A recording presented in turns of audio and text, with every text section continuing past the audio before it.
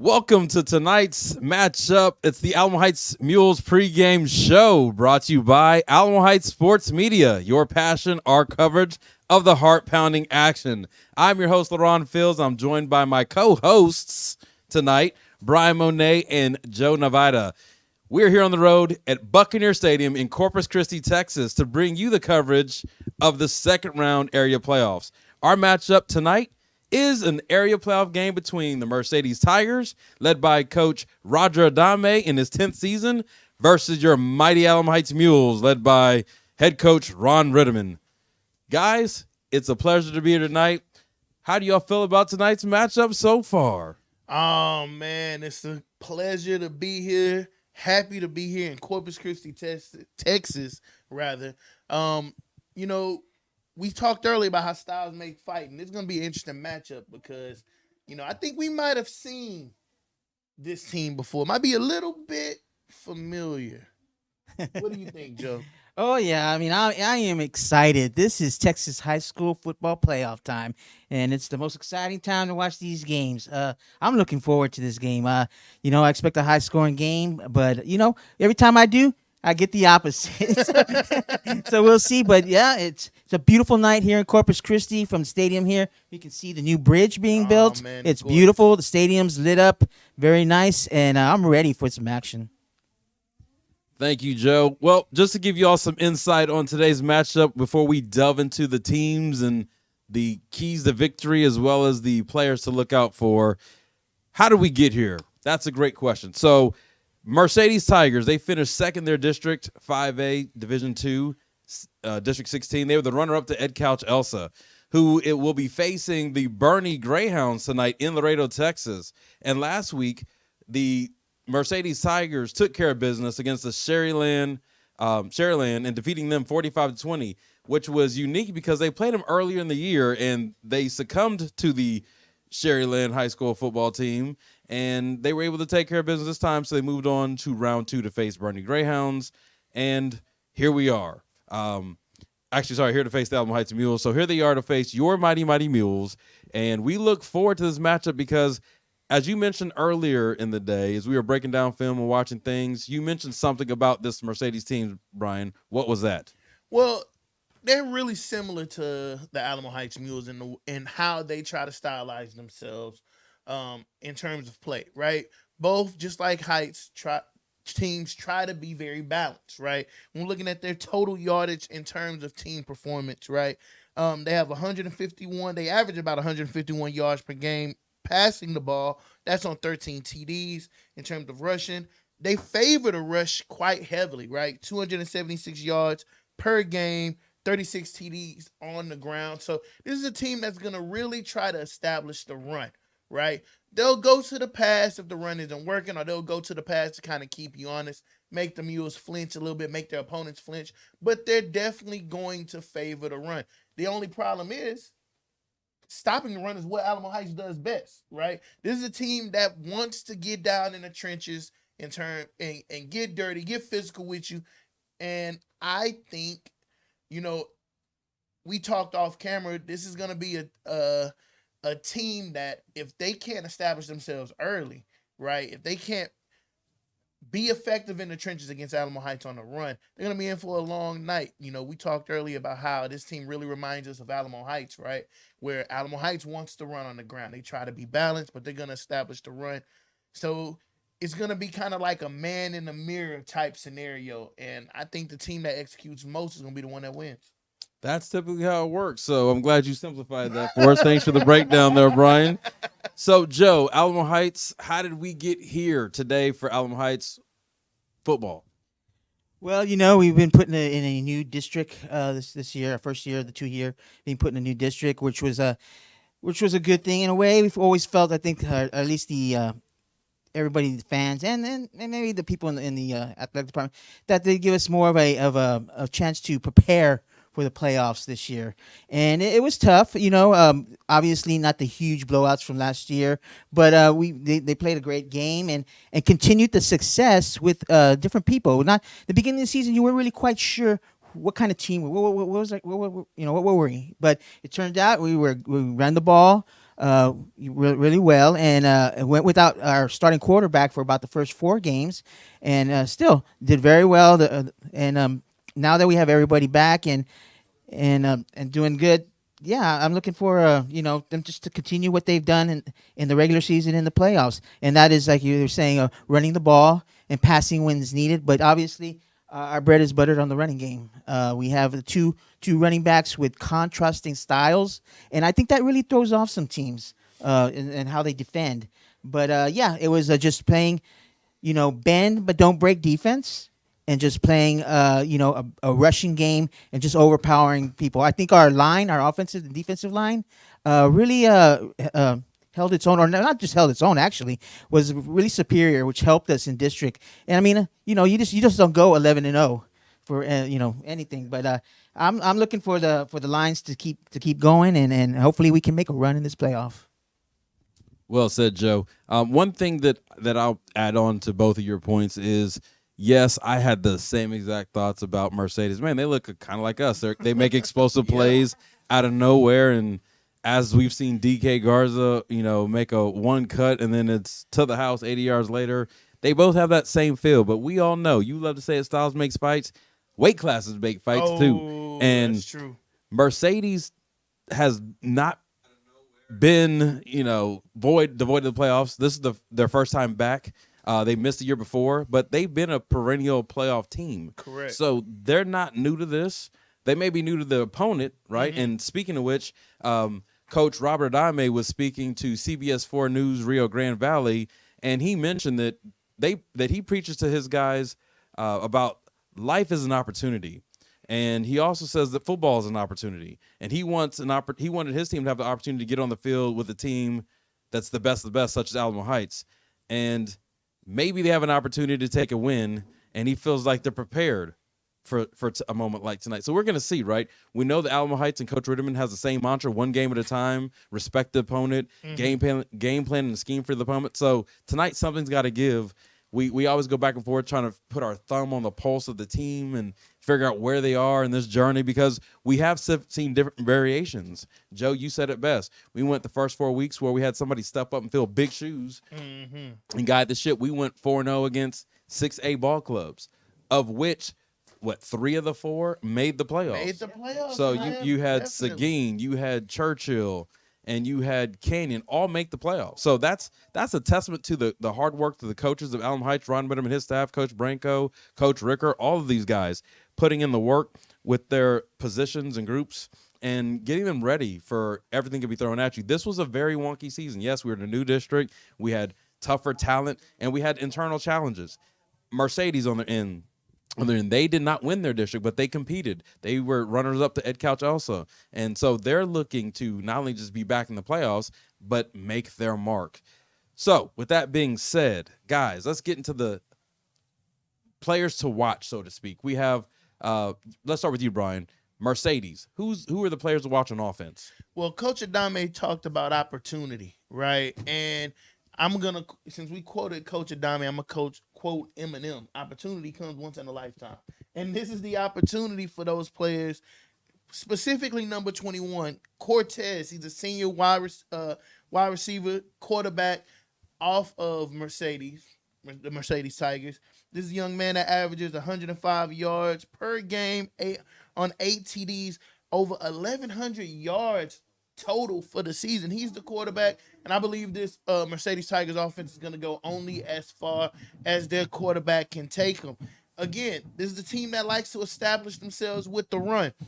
Bravo, junior running back, averages 61 yards per game, 3 TDs, and over 429 yards per season. This is an explosive back. Mercedes has a bit of a 1-2 punch scenario going. They have their quarterback, Cortez, who's going to try from time to time to pass the ball. He's going to try to fake you out with the pass, but then he's going to do a quick read. He's going to take that dive right down the middle and try to get as many yards as he can. Bravo can really eat it up. He's a downhill runner, can be a bit shifty at times, but will definitely look to establish himself, as well as Sanchez. Both of these guys, Bravo and Sanchez, are both juniors, but Sanchez contributes over 1,600 yards on the season, and that's on 63 carries. right? So this is a very run-heavy and explosive type of offense, and they're going to try to leave their mark. Yeah, and defensively, the Mercedes Tigers are a real ball hawking type of defense. Just everybody going to the ball. Going to the ball to tackle the guy. And then right now, the leading tacklers on their team are Emilio Valle and Anthony Velasquez. One's a linebacker, another one's a defensive lineman. Both have over 60 or so solo tackles. And by chance, those two also lead their team in sacks, with Emilio Valle, having 3, and Velasquez with over 4 sacks. Team-wise, they have about 13 sacks, and interceptions as a team they have 7. And the leaders are, you have Aiden Reyes and Fausto Gonzalez, each with 2. So they're a real ball hawking defense, and we'll see what happens. As you know, in these playoff games, turnovers can really change the game. So we'll see how both defenses do today. Thank you, Brian and Joe, for breaking down the Mercedes Tigers, introducing them to our fans. First and foremost, if you're tuned in right now to the broadcast, thank you. Thank you. We are happy to be here, happy to broadcast the game for you. We are going to take a step aside for a second to hear the national anthem and the hype video. So please stay tuned.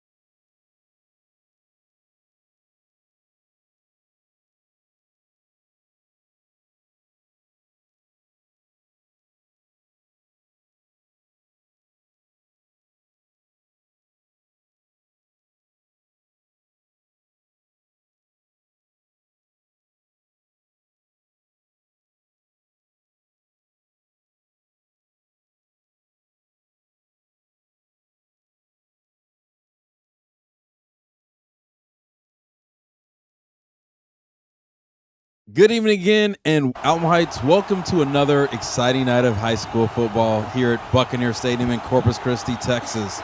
I'm your host, LARHON Fields. Alongside me are my broadcast partners, Brian Monet and Joe Nevada. We're excited to host the second round area playoff action, bringing you the live coverage of the Alamo Heights Mules football team, keeping it comfortable in your seats in your home. We did the hard work and travel for you. We are expecting nothing but an exciting game, as we know that both teams are prepared for a moment like this. The sun is set. The wind is breezing. It's a cool 65 degrees, clear skies here at Buccaneer Stadium. We are represented here by our band members, our cheerleaders, and those of you faithfully watching at home. We do have some people in the crowd tonight. We're glad we're under the direction of John MUNOZ, and we have Oliver Mandujano and Max ROONEY here with us with the broadcast setup and crew. So we are going to bring you live action here. We're waiting on the kickoff and the coin toss to see who's ready to get this game started. Brian, if you give me who you think your key plays or the key plays of victory for Alamo Heights, let us have it. Well, Alamo Heights has to play Alamo Heights style football, right? This is a style of offensive and defensive attack predicated by being physical and winning the battle up front. I feel like if Alamo Heights does that, right, we establish our brand of play, right? We get top production from our stars, right? Whenever you're in the playoffs, there's no guarantee for another game, right? So your best players have to be your best players, but also your unsung heroes, right?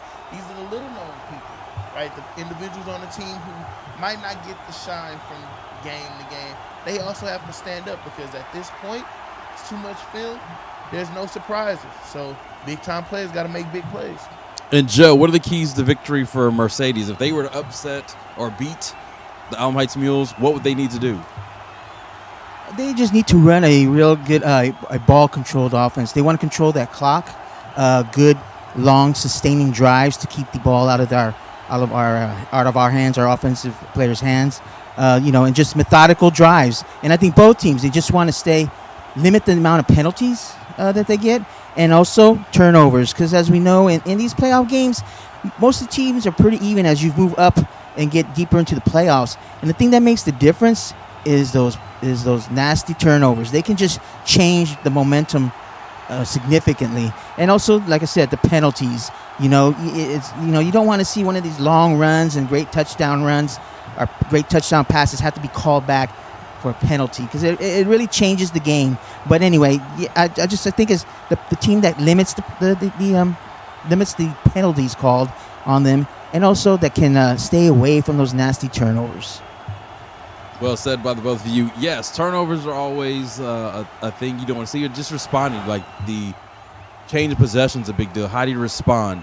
No games are going to be 100% clean as much as you want it to be. As much as you want it to be a clean game, you have to deal with those when it's not. The Alamo Heights Mules win the kick or will be received. I didn't see who actually won the coin toss. I just know that they signaled that the Alamo Heights Mules will receive the kickoff. So they will get the ball first. And when you get the ball first, you have to do something with it. Brian, in your experience, when you receive the kickoff playoff game, what's the first thing you need to establish early? Hey, quote Marshawn Lynch, you got to hit him in the face, right? You got to establish control early, right? Alamo Heights has to set the tone, right? We might be away from home, but this is off field, right? We're the seasoned vet. We've been here before. We're battle tested. We played 6A teams early. We beat 6A teams early. It's time to set the tone and allow your pressure to be felt early. So time to put 6 on the board. Well, here we go. We're going to find out early if they are going to hit him in the mouth. As you and Marlon Lynch both eating your Skittles have said. What I definitely want to see is consistency, right? 100%. Got to be consistent. Growing up, playing high school football, the first thing coach would say, let's not focus on the end zone early. Let's focus on getting 2 first downs, advancing the ball. So worst case scenario, you at least flip the field. In this case, we have an electrifying return team. So the question is, in my mind, what does Mercedes do? I know they watch film like we watch film. Are they going to challenge and kick deep? Or are they going to do like we've seen other teams do, like Burbank in the past, 100%. Go with a hard onside kick, try to get a shock and awe play often and early? You got to make Alamo Heights drive the length of the field. Make them earn every yard they get, right? If you're Mercedes, you got to show that, hey, man, we're ready for this. We're here to play. We got pride just like anybody else. Well, they didn't do either of those things. They decided to kick the ball out of bounds and take the penalty. So we shall see what it looks like on the offensive end with the first snap. The weather shouldn't be a concern tonight. It's not going to be cold. It's not going to be hot. No moisture, precipitation near us or around the way. So it should be a pretty good game for that reason. Alamo Heights Mules are dressed in all white, and Mercedes are dressed in black. Looks like we have a redo on the kick. Oh, okay. Definitely a smart call to me by Rhythm. Make them kick. Hey, you tried. You think you can let off the hook? No. This is where experience comes in. 100%. Now you have to kick it. Whether you kick it to the corner or down the middle, this may be a returnable ball. We don't think that their kicker has a length streak to boot it out of the end zone. We will find out. I don't think I see any. I'm looking for the flags, see where the wind's blowing, and I don't see which direction it is. Nope.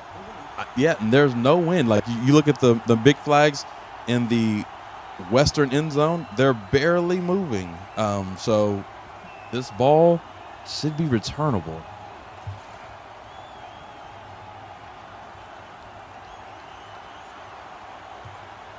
And it is returned. And just like that. Just like that. Count them. 6. 6 on the board. That's DK Garza. Again, No flags. No and flags. no flag. But that's just exactly what we said early on, right? The stars have to show up. DK Garza is one of our stars. He got the ball, took it 6. I mean, It wasn't Mule touched. strike first. Wasn't touched. It's almost like they're playing backfired on. They wanted to squib it, so there wasn't a good return, and it was returned untouched. Like it almost was as if they didn't know who had the ball because the Alamo did a great job of everybody running hard down their lanes as if they were blocking. You didn't know which of the 3 return people because there was 2 back and then 1 up back, and that's how it goes. So here we are for the extra point. And DK Garza's uniform is white, and it's still perfectly white. He was not Perfectly touched clean. on that run. Go ahead, And bro. guys, I mean, we talked about the Alamo Heights brand of football. That's winning on all 3 phases of the game. Special teams got to be special, and that's just what we saw. Extra point is good. That's the 100-meter dash with 13 seconds off the clock. The Mules 7, Mercedes 0, and now we'll go our turn to kick off and see how we defend that kick. Stay tuned as we come back for the next live action of play.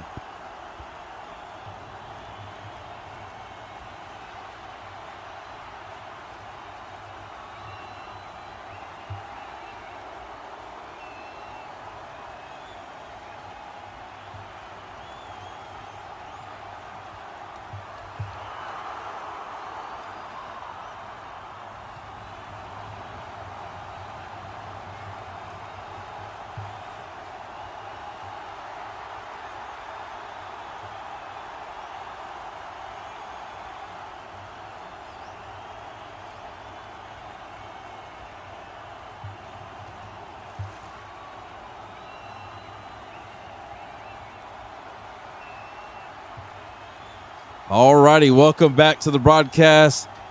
Alamo Heights Sports Media bringing you Alamo Heights playoff football. Your passion, our coverage, and you've already got one exciting play to start this game. Here we go, kicking off to the Mercedes Tigers. The ball is kicked deep. Received, bounces off the turf, received at the 10, makes his way. Oh, and is stopped in his tracks at the 10.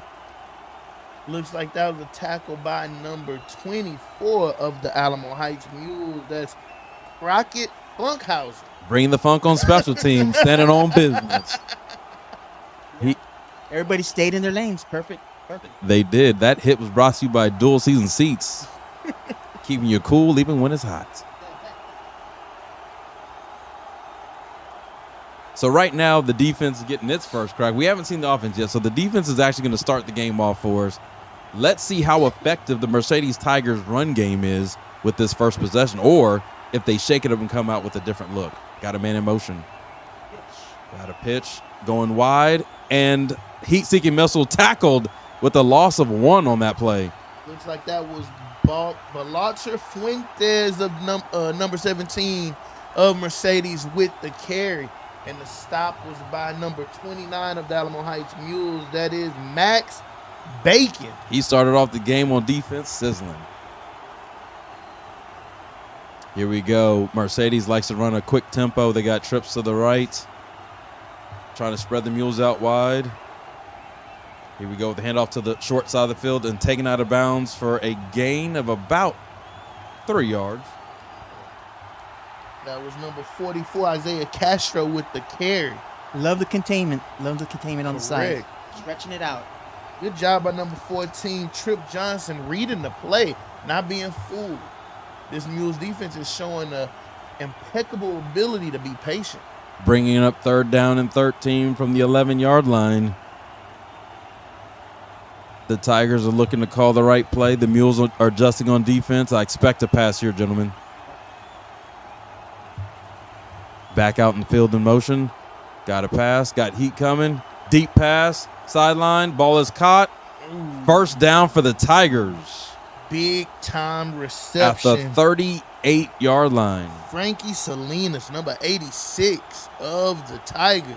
Yeah, defensive player just playing too far back behind him, letting him size up the ball in front of him and taking that ball in. Here we go. The Tigers are quickly lining up. Ball is snapped. Ball is quarterback keeping on the sideline. Gain of about 3 or 4 yards. See where he's marked out because he ran out of bounds. Trip Johnson again allowing his presence to be felt early. Rushing number 21, the quarterback Aaron Cortez out of bounds. And he does love to run that ball. Cortez will just take off and run.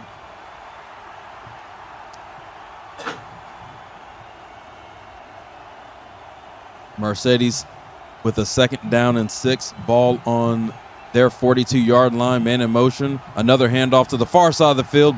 Trying to get up, but is hit by a Mack truck, and he's fumbled. They're calling him down. That is the Corpus Christi special. If you can't see it, call it Whataburger because we ain't seen it. What a tackle. Run tell that is what they said on defense. Was a playoff hit. Yes, it was.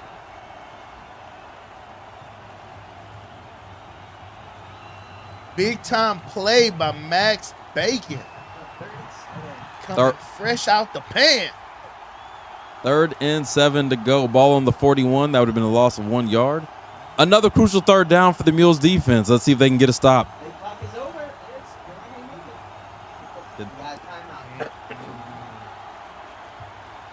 So far, the pace of the Tigers is what you would expect from a team that has to throw the kitchen sink and a little bit more at the Mules.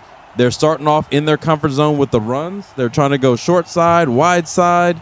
They got the one big completion. What are your thoughts so far, gentlemen? Well, I think Mercedes did their homework. We saw early in the season that this Mules defense is susceptible to hurry up offenses. Like if you can keep an increased pace, they have a hard time with those types of adjustments. And then, of course, also susceptible to the deep pass. So I wouldn't be surprised to see them go to that type of play style early and often. Yeah, everything seems to have played out just as we predicted. With them running their offense, running it, trying to soften up the defense, and then hitting that big long pass. That seems to be the theme of these 2 games is so that the receivers just go out long and just loft it up there and have them bring it down. Let's see what happens here on 3rd down. Right now, they have the option to run or pass at 3rd and 7 because of the way they run their offense. They have trips. Now they have a quad to the right. Quarterback's going to do a bubble pass, maybe a double pass, throwing back to the quarterback with the queue of blockers, but he does not complete the pass. He had blockers, too, to go. Definitely had blockers on that side. However, he's a quarterback for a reason. Send that back to the lab. That needs a little bit more time in the oven, fellas, because that just wasn't happening. Here's a question for you guys. Is that a sign of desperation when you run a play like that this early in the game without 100. establishing yourself? I think so. What do you guys think? And it definitely a sign of desperation, and they have a reason to be desperate because I wouldn't want to give the ball back to this Mules offense. All special teams.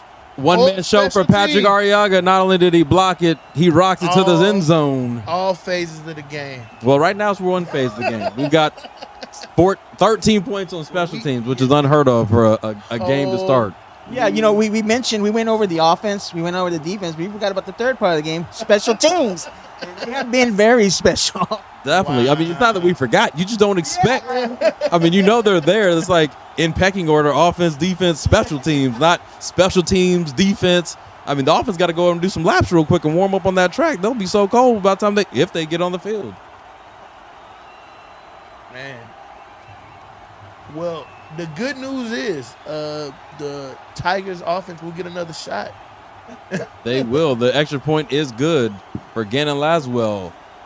Alamo Heights 14, the Mercedes Tigers 0. 9 minutes and 1 second remaining in the first quarter. This is Alamo Heights Football Playoff Edition, and you're watching Alamo Heights Sports Media. We'll be right back.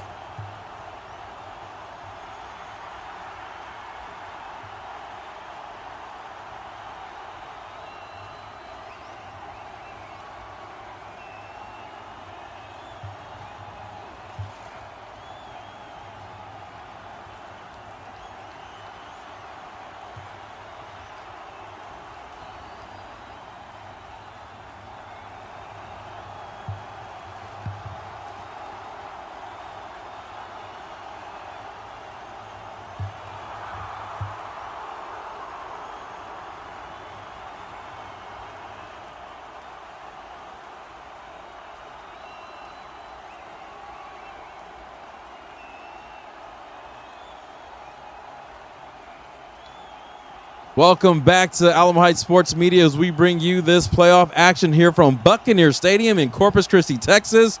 I'm LARHON Fields. I'm joined by my co-hosts, Brian Monet and Joe Nevada.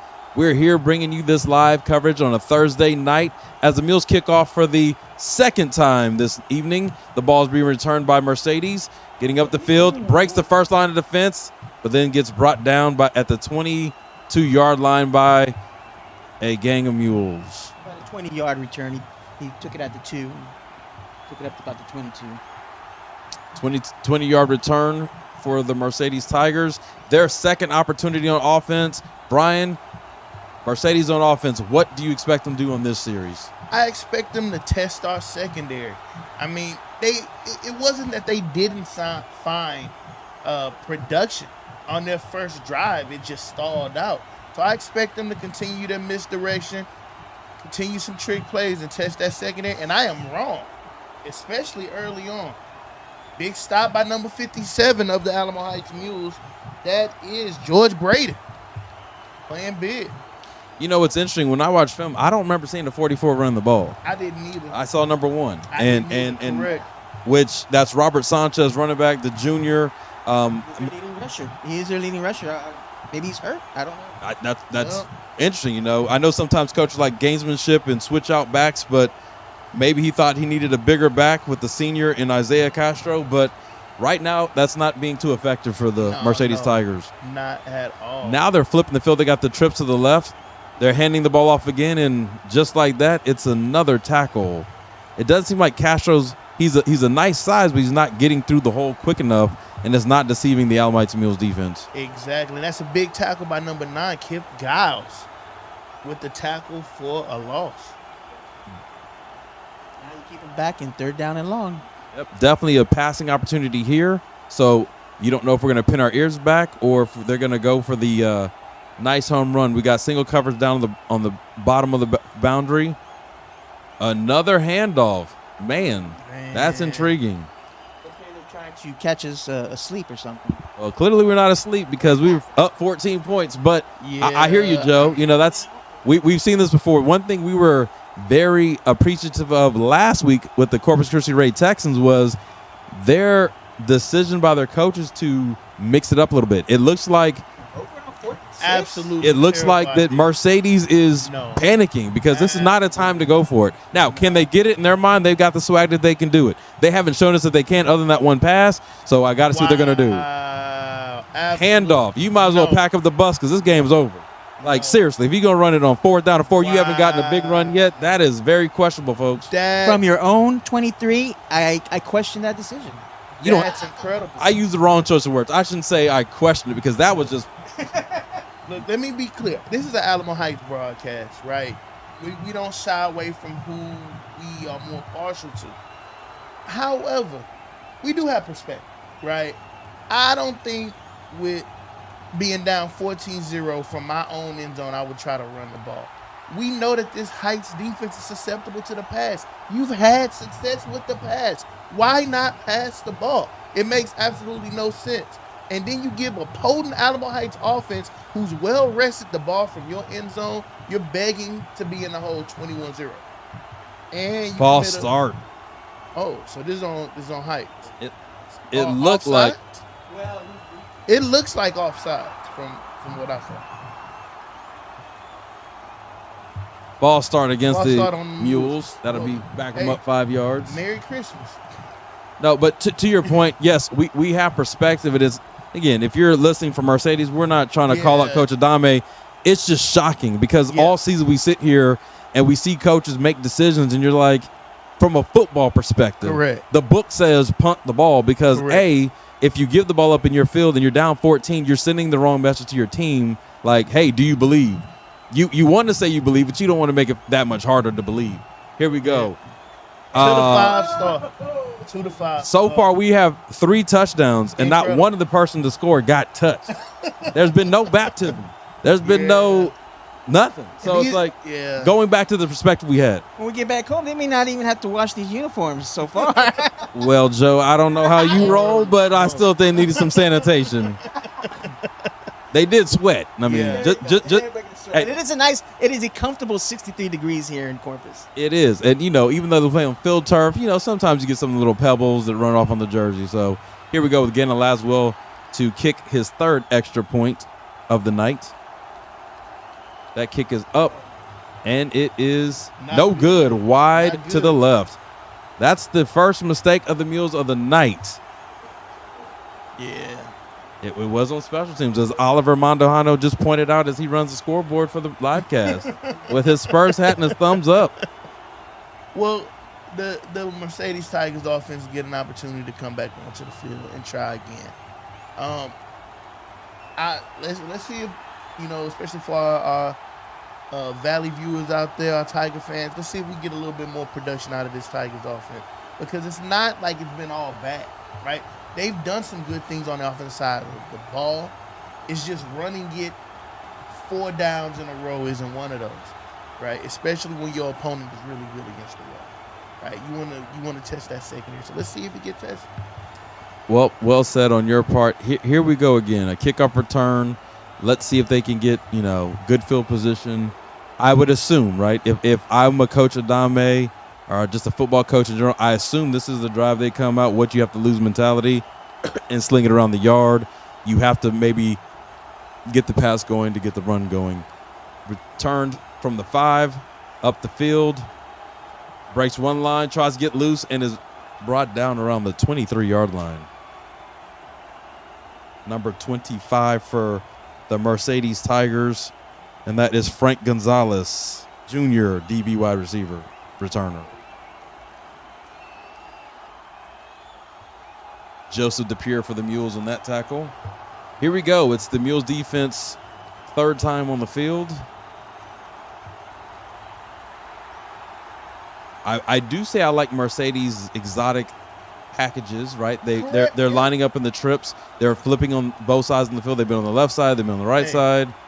They're opening up the playbook. We have seen some creative formations early on in this game. And they stick to the run. Right up the middle. And a gang of Mules were there for the tackle, led by number 37 of the Alamo Heights Mules. That would be Abel Martinez. I'm starting to watch body language. What do you see, Joe? What I'm seeing is the Mercedes offensive line are just not able to contain their men. Our defensive linemen are just hitting those holes like nobody's even there, and that's why they keep getting or tackling the runners right behind the line of scrimmage. Just blowing by their men. Good analysis there by Joe Navarra. Here we go on 2nd down and 10. Man in motion for the Tigers. Ball's on the 23. Oh! If this was basketball, that would have been a block. Albert Cole Glazer with a hand on the ball. And I know he wants that one back because I bet he could have just felt the ball, right? Received in his hand and all that green grass in front of him. And the green grass grows all around. Oh man, Brian, you're painting a pretty picture, man. Big 3rd down here for the Mercedes Tigers. 3rd down and 10. Ball on the 23. 5 minutes and 51 seconds ago. We're still in the first quarter. We have trips right. Man in motion. Cortez with the ball. Looks to pass.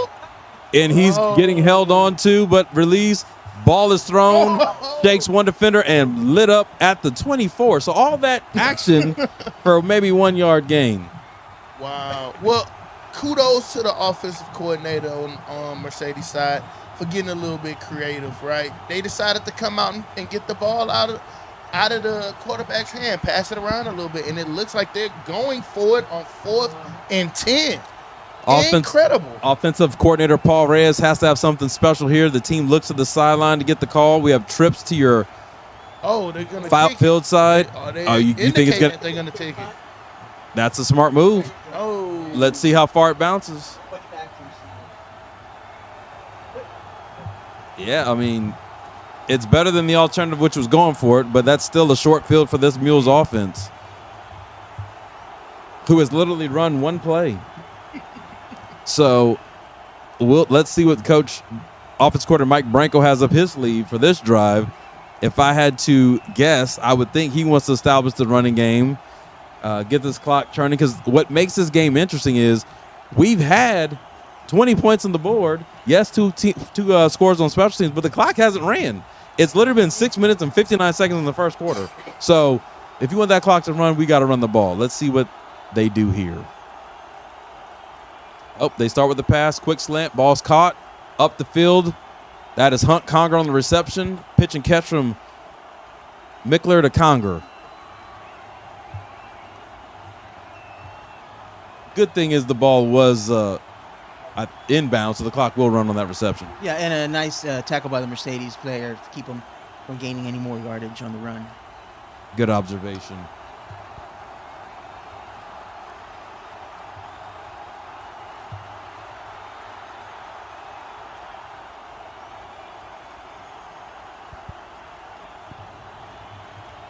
Is that the first handoff of the game?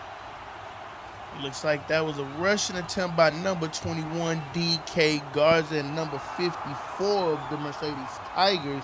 That is Brian Sanchez with the stop, and we got an injured Tiger.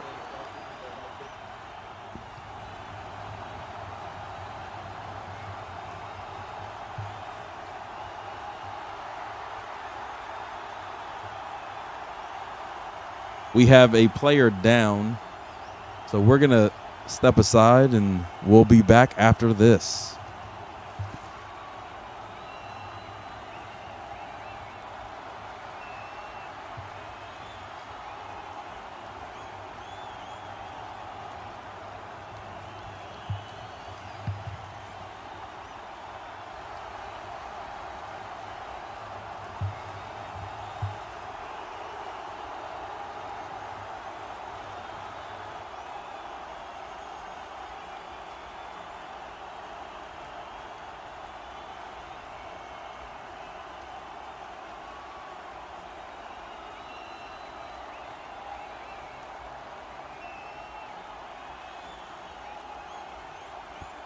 Welcome back to the first quarter action here. The Mules are up 20-0 against the Mercedes Tigers. Clock is ticking. We're under 4 minutes.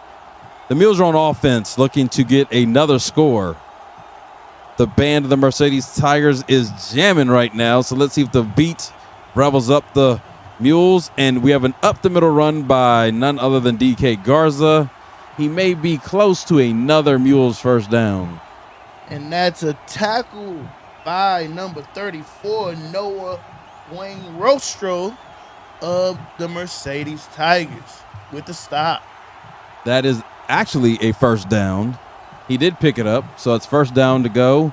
Ball on the Mercedes Tigers 35-yard line with 3 minutes and 22 seconds to go.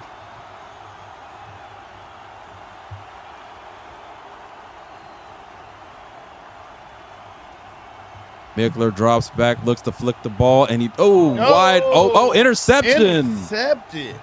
That's the first positive play for the Mercedes Tigers in their best field position to start of the game. What did you see on that play there, Joe? No, Mickler just led him too much. The pass was just a little bit too far in front of him to reach it, and defensive player was right in good position right there, right behind the player.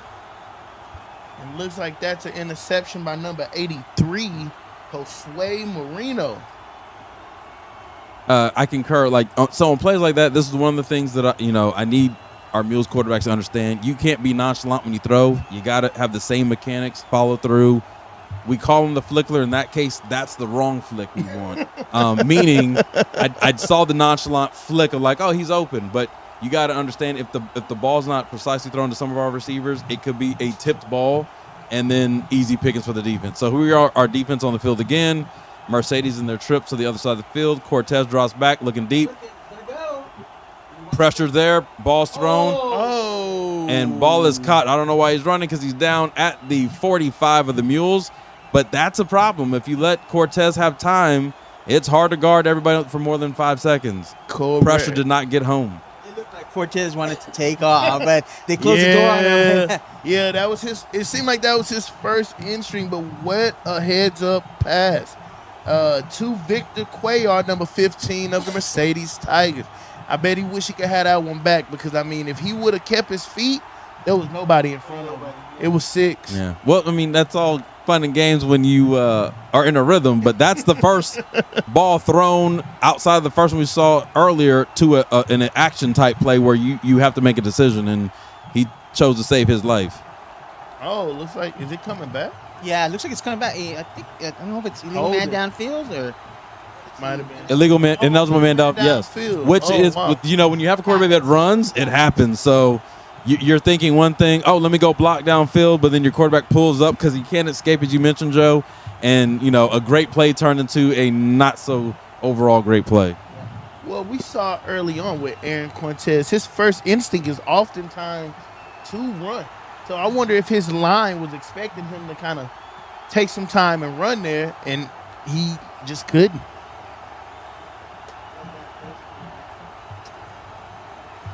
Oh. Another completion across the sticks. That should be a Mercedes Tigers first down, so they gained it back. No harm, no foul on their part. But that receiver is feeling the effects of the tackle.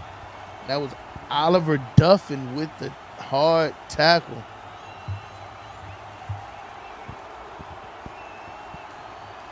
Duffin is known to bring that type of ferocity when he tackles. So, I hate to be on the end of a number 3 tackle.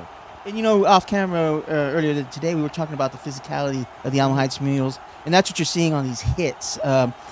If you're here at the game, and maybe you can tell on TV, but they're a little bit. Alamo Heights is a little bit bigger of a team physically, the size, and some of these hits seem to be affecting some of these Mercedes players.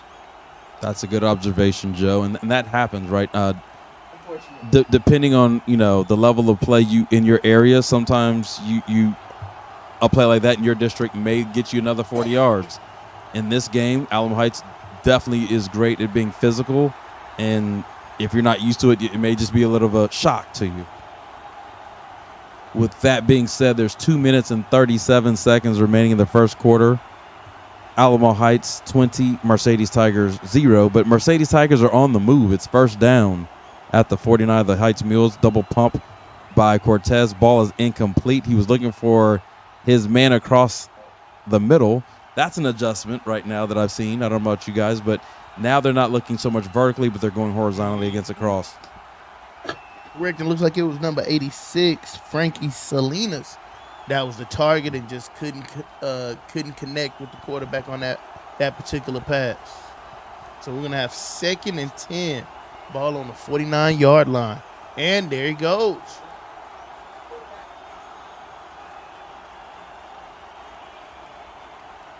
And that's Abel Martinez with the stop. Abel Martinez getting his first start of the season. Shout out to Abel Martinez. Great tackle. Here's what's intriguing, right? Is 3rd down and 10. Sorry, 6. 3rd down and 6 after that run. And you have both options. Something I've noticed, right? We talked about keys players of the game, and I only see one of them that's making a play today. 44, trick play. And again, that ball is bouncing around like the lottery balls or the Powerball, and it's going nowhere fast. Send it back to the lab. Send it back to the lab.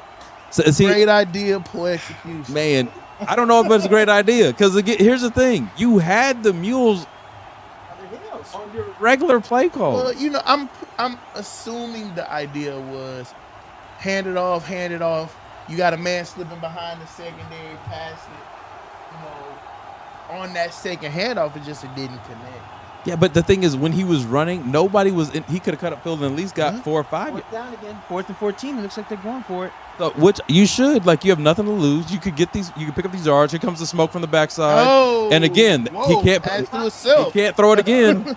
He caught his own pass. Yeah, he caught. So, once again, like, you don't have, teams that are true to this, ain't new to this, know how to play the game, and you don't need all these tricks. Tricks are for Yeah, kids. At you this don't. point, you need to line up, play smash mouth football, or you have plays, which you've been doing to advance the ball. But you know what? I ain't complaining because I like the driver's seat we sitting in. So I'm going to take this ride all the Well, way the up thing 37 is- North. Well, the thing is, trick plays are one of those conundrums, right? Because when they work, they're amazing, and it's like, holy smoke, good play design. But when they don't, it's like, dang, man. That's their third or fourth trick play, and they've all gone the wrong direction. Correct. So that's what I'm saying. At Correct. some point, you got to just line up and play football. Especially when you're driving, you can get some momentum going. Now, here we go. Michael Terry hurdles, spins. Come on, man. Dun-dun-dun, dun-dun-dun. He channeled his Saquon Barkley just Wow. forward, not backwards. he was waiting on that. Yeah, he probably had, yes. So now, if you want to call that a trick play, that's the kind of trick plays you want. It's just that athletic ability there. Yeah, that's what I'm saying. You know, he went low, he went high, and then he kept it moving. Yep. But to land on your feet, those hurdles are always nice when you land. Definitely. Second down and 3 after a magnificent carry by Michael Terry III. Robert Mickler back at the gun. We got twins right. Hand off to DK Garza, and he does what he does. Started steps and gets up. They're keyed in on DK Garza because that was about the most people I've seen tackle him all season combined. He picks up the first down, moves the chains. And finally, that first quarter took 37 minutes. That made me thirsty. We're going to introduce a video of Thanksgiving from our players and coaches to you. Take a look.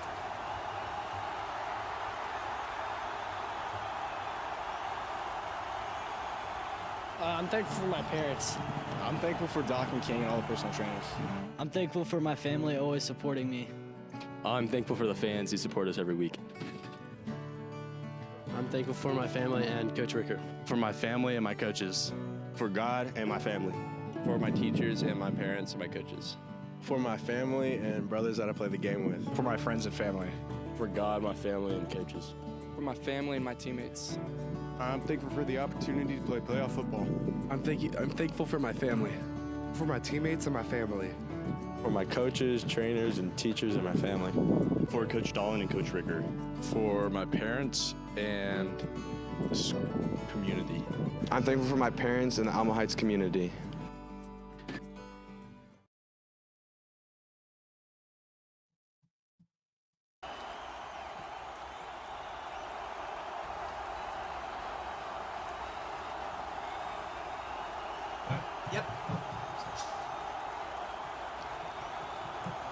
Here we are back in the second quarter, and DK doing DK Garza things. End zone, touchdown. For the Alamo Heights Mules. Way to open up the quarter. We've opened up the game. We've opened up the quarter. I think we just opened. Let's see here. Do we go for the 2 or are we going for the 1? And it looks like we're going to have Gannon Laswell kick the extra point. Let him redeem himself. Make it 27-0 if this connects.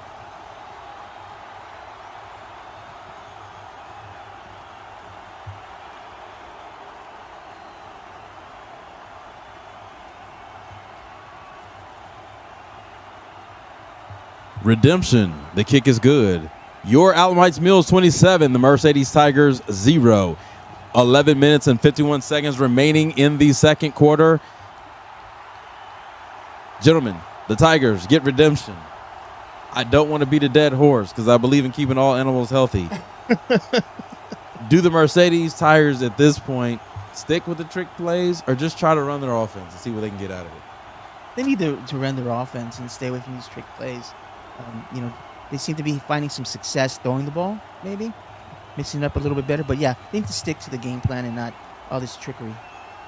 Yeah, man, you got to know when to hold them, know when to fold them, know when to walk away, and know when to run it. Right now, it's time to fold them, right? They have not worked. To quote TLC, don't go chasing waterfalls. Only unless you're used to them. Correct. Like, stick to what works. And right now, you found success with the pass. I like to see Robert Sanchez. Yeah. Right? Like, that's the one guy that I'd circle on my pen and pad. Like, okay, who to watch out for? If you run some of these trick plays, maybe he's the guy to run them 2 or 4 or through or with. He's a speedster, right? But we haven't seen him at all. I'm not even sure he's on the sideline, right? So I don't know, maybe an injury or sick. It is that time of year. You're right. But they're definitely missing him. They are. Kickoff. Received, stretched out, met by a mule at the 16-yard line. He'll be marked at the 17-yard line. That is where the Mercedes Tigers will start. That's about where they've been starting every drive, with the exception of the interception that they created, where they started at about the 30-yard line, 25 or 30. So let's see what they do with this. It's 11 minutes and 43 seconds into the second quarter. They're due. You know, you watch games like this. This is a drive that they're due to get something, some kind of play to make them feel good, feel like they're still in this thing. Correct. And take it one step at a time. So this is that drive where if the Mules defense stops them, this could put a lid on the things. Well, this is the time where you got to pull that M off your chest. You got to have a little bit of pride. You put it on the field, draw the line in the sand, and say, you know what? This is where we play Mercedes football, right? This is where we go down the field and we put some points on the board and we start our game here. So hopefully we see that, but not on that drive. No, there's flag on the play. It seems to grab that receiver before the ball got there. I'm glad we don't have replay in high school because that totally was not pass interference. The ball was dead. I just watched it. The man threw the ball at an area he couldn't catch it, but he dove for it, and the defender was there with him. And it's just one of those bang-bang plays. The official who threw it was at the 40-yard line, and he wasn't even on the same hash mark. So if it was the sideline judge, the referee who was in the area, I would give you that. But neither here nor there. You gotta bounce back. It is what it is. You know, there's no arguing. You just live to fight another day and let the fight continue. Mercedes with the handoff, and again the running game stops where it starts, and that's at the line of scrimmage. And it's not happening. It's not happening. So we'll bring up 2nd down and 10. Ball on the 18. And that was a big time stop by number 37, Abel Martinez, again leading tackler on that stop. You know, here's one thing I'll say about the Alamo Heights Mules. Like Abel Martinez, he's been behind Ryan Stetson. Unfortunately, Ryan Stetson couldn't go today, and he steps up. You know, that's what Mercedes, you need your guys right now to step up. And they're playing hard. Mercedes, I don't want people to hear this wrong. Mercedes is stepping up. They're playing hard. I just don't know if they're playing in character. And they're attacking that middle. That's a drop, right? And that was catchable. It was in his, he could have brought it in. It was high, but yes, it was catchable, right? Not just saying where we always say this, big-time players make big-time plays and big-time moments. Come on. This is a moment. You needed that. I don't know he would have scored, but he was by himself. Correct. Right? And not to put all the pressure on him, it's just one of those things where now we're starting to move and groove. That looks better than a trick play. Well, I know you asked Joe early on what did he think about how Mercedes looked. And if I'm being completely honest, they look shell-shocked, right? This is out of character for them, right? The games that we were fortunate able to watch in this team, right, they carried themselves with a bit of a swagger, a bit of a confidence. Number 21 looking real confident, right? Aaron Cortez. But that confidence emanated from the quarterback through the team, right? And in this case, it seems like almost like we said keys to the game early on, you know, for Alamo Heights was to hit them in the face. Alamo Heights did. And now it's almost like they're in the corner curled up, right? At some point, you got to come out that corner. So you know what? This is playoff. So if I'm a senior, this is my last game potentially. I'm not going out like this. Yeah, I'm sure the Mercedes did not expect this kind of start. No. But you know what? We're only 10 minutes into the second quarter, and there's always time to turn it around. Correct. I mean, it's 4th and 6, and they going. Oh, yeah, they going. I thought it was 3rd and 6, but they're same play again, quarterback draw, we spy it. Oh, he got the first down. I don't know, gentlemen. He may be short by a yard because I think they're going to give it to him. Yeah. No, he's behind the chain. Now, either he's making it Christmas, but I'm looking. We're on the same line he's on. And he's at the 39. The first down was at the 40. Yep. Let's see. No, it's a stop. It's a stop. If that's what made him upset, then they were 27 points behind on being upset. That should be the play you get upset at. That's a backbreaker. Well, here's what's crazy, right? Like, you have your yard line to gain, and he was short. You normally get where you see the tackle finish is not where he actually went down first. That's and it's true. like we're sitting here, we're on the yard line where that took place. The Mules get the ball back, 1st and 10 to go, ball on the 39-yard line, which indicates they were short. 10 minutes to go. Mickler back, trying to get redemption, looking for a pass. Over the middle, catch. 81, Hunt Conger. Oh, Landon No, that's Baldwin. Landon Baldwin, the sophomore. Landon getting Baldwin. involved I'm in sorry, action. Landon. With the reception. And there's the difference, right? Like, that was a pitch and catch. Ball's a little high. He went and gets it, brings it down, and keeps it moving. Mercedes had the same opportunity. Their player just needed to make the play. So, again, that's the ball game in an essence, in a nutshell. They did. They Gave did. plenty of time to wait for the play to progress. Here we go, another pass for end zone. That's a touchdown, and that's Michael Terry the third. Let's pause. 'Cause right now, this is an Alamo Heights broadcast. Nobody said it wouldn't. And we are happy that the Mules are winning. But if you could be here and see it from our perspective, in the sense that it's not looking too good for Mercedes. And the offense is moving the ball so effortless, right? It's scoring with ease, which is great for us. But holy smokes, man! It's a machine. Yeah, honestly, it's train meet, like insert car on train track, right? And it's just that train don't stop, man. It's just running through. So it's turning into a video game. Yeah. You know, this is not what I expected. I don't think it's what anyone expected. Round 2, you expect it to be a little tighter, right? Yeah. Each round you go to, you expect it to be tighter. We again, not to harp on, but we gave Corpus Christi Ray their flowers. Yeah, 100%. Well, we try to be fair, right? It's an Alamo Heights broadcast, but we know we have visiting fans who are tuning in, so we want to give love to a little bit of both teams, you know. But it's through a Alamo Heights centric lens, right? So we want, you know, we said kind of early on, for a lot of these seniors, man, this is gonna be their last time touching turf, and you don't want to go out 34-0 at halftime. Right? So you feel a little bit, but let's hope, you know, to use the analogy I used earlier, shell shock, right? Let's hope this team, you know, at some point decide to get up out the corner, right? And like, you know what? Let's go out there and play Mercedes style offense. They've been playing well. They just haven't executed it at the time they needed. Here we go with the kickoff. Mercedes, it's returnable. And he breaks the first line. This may be the chance. There we go. All right. Exciting return for Mercedes. Ball at the 29-yard line. Robbie Sanchez, right? Number 4. With the with the return. And that was a nice return. Yeah, you know, at first it looked like he wanted nothing to do with that ball. I mean, that's why he kind of fumbled a little bit there, but nice run. Well, Robbie is a freshman, guy, so give him some grace. Well, I mean, he's on the varsity roster as a freshman. I don't know if he's any relation to Robert Sanchez, who's a junior, but he tried to make something happen for his team. So that the quit is not there. They have not hit, they have not tapped out. They still are fighting. Here we go with the handoff wide. That's a positive gain of 8. From the freshman again, Robbie Sanchez. Look at him.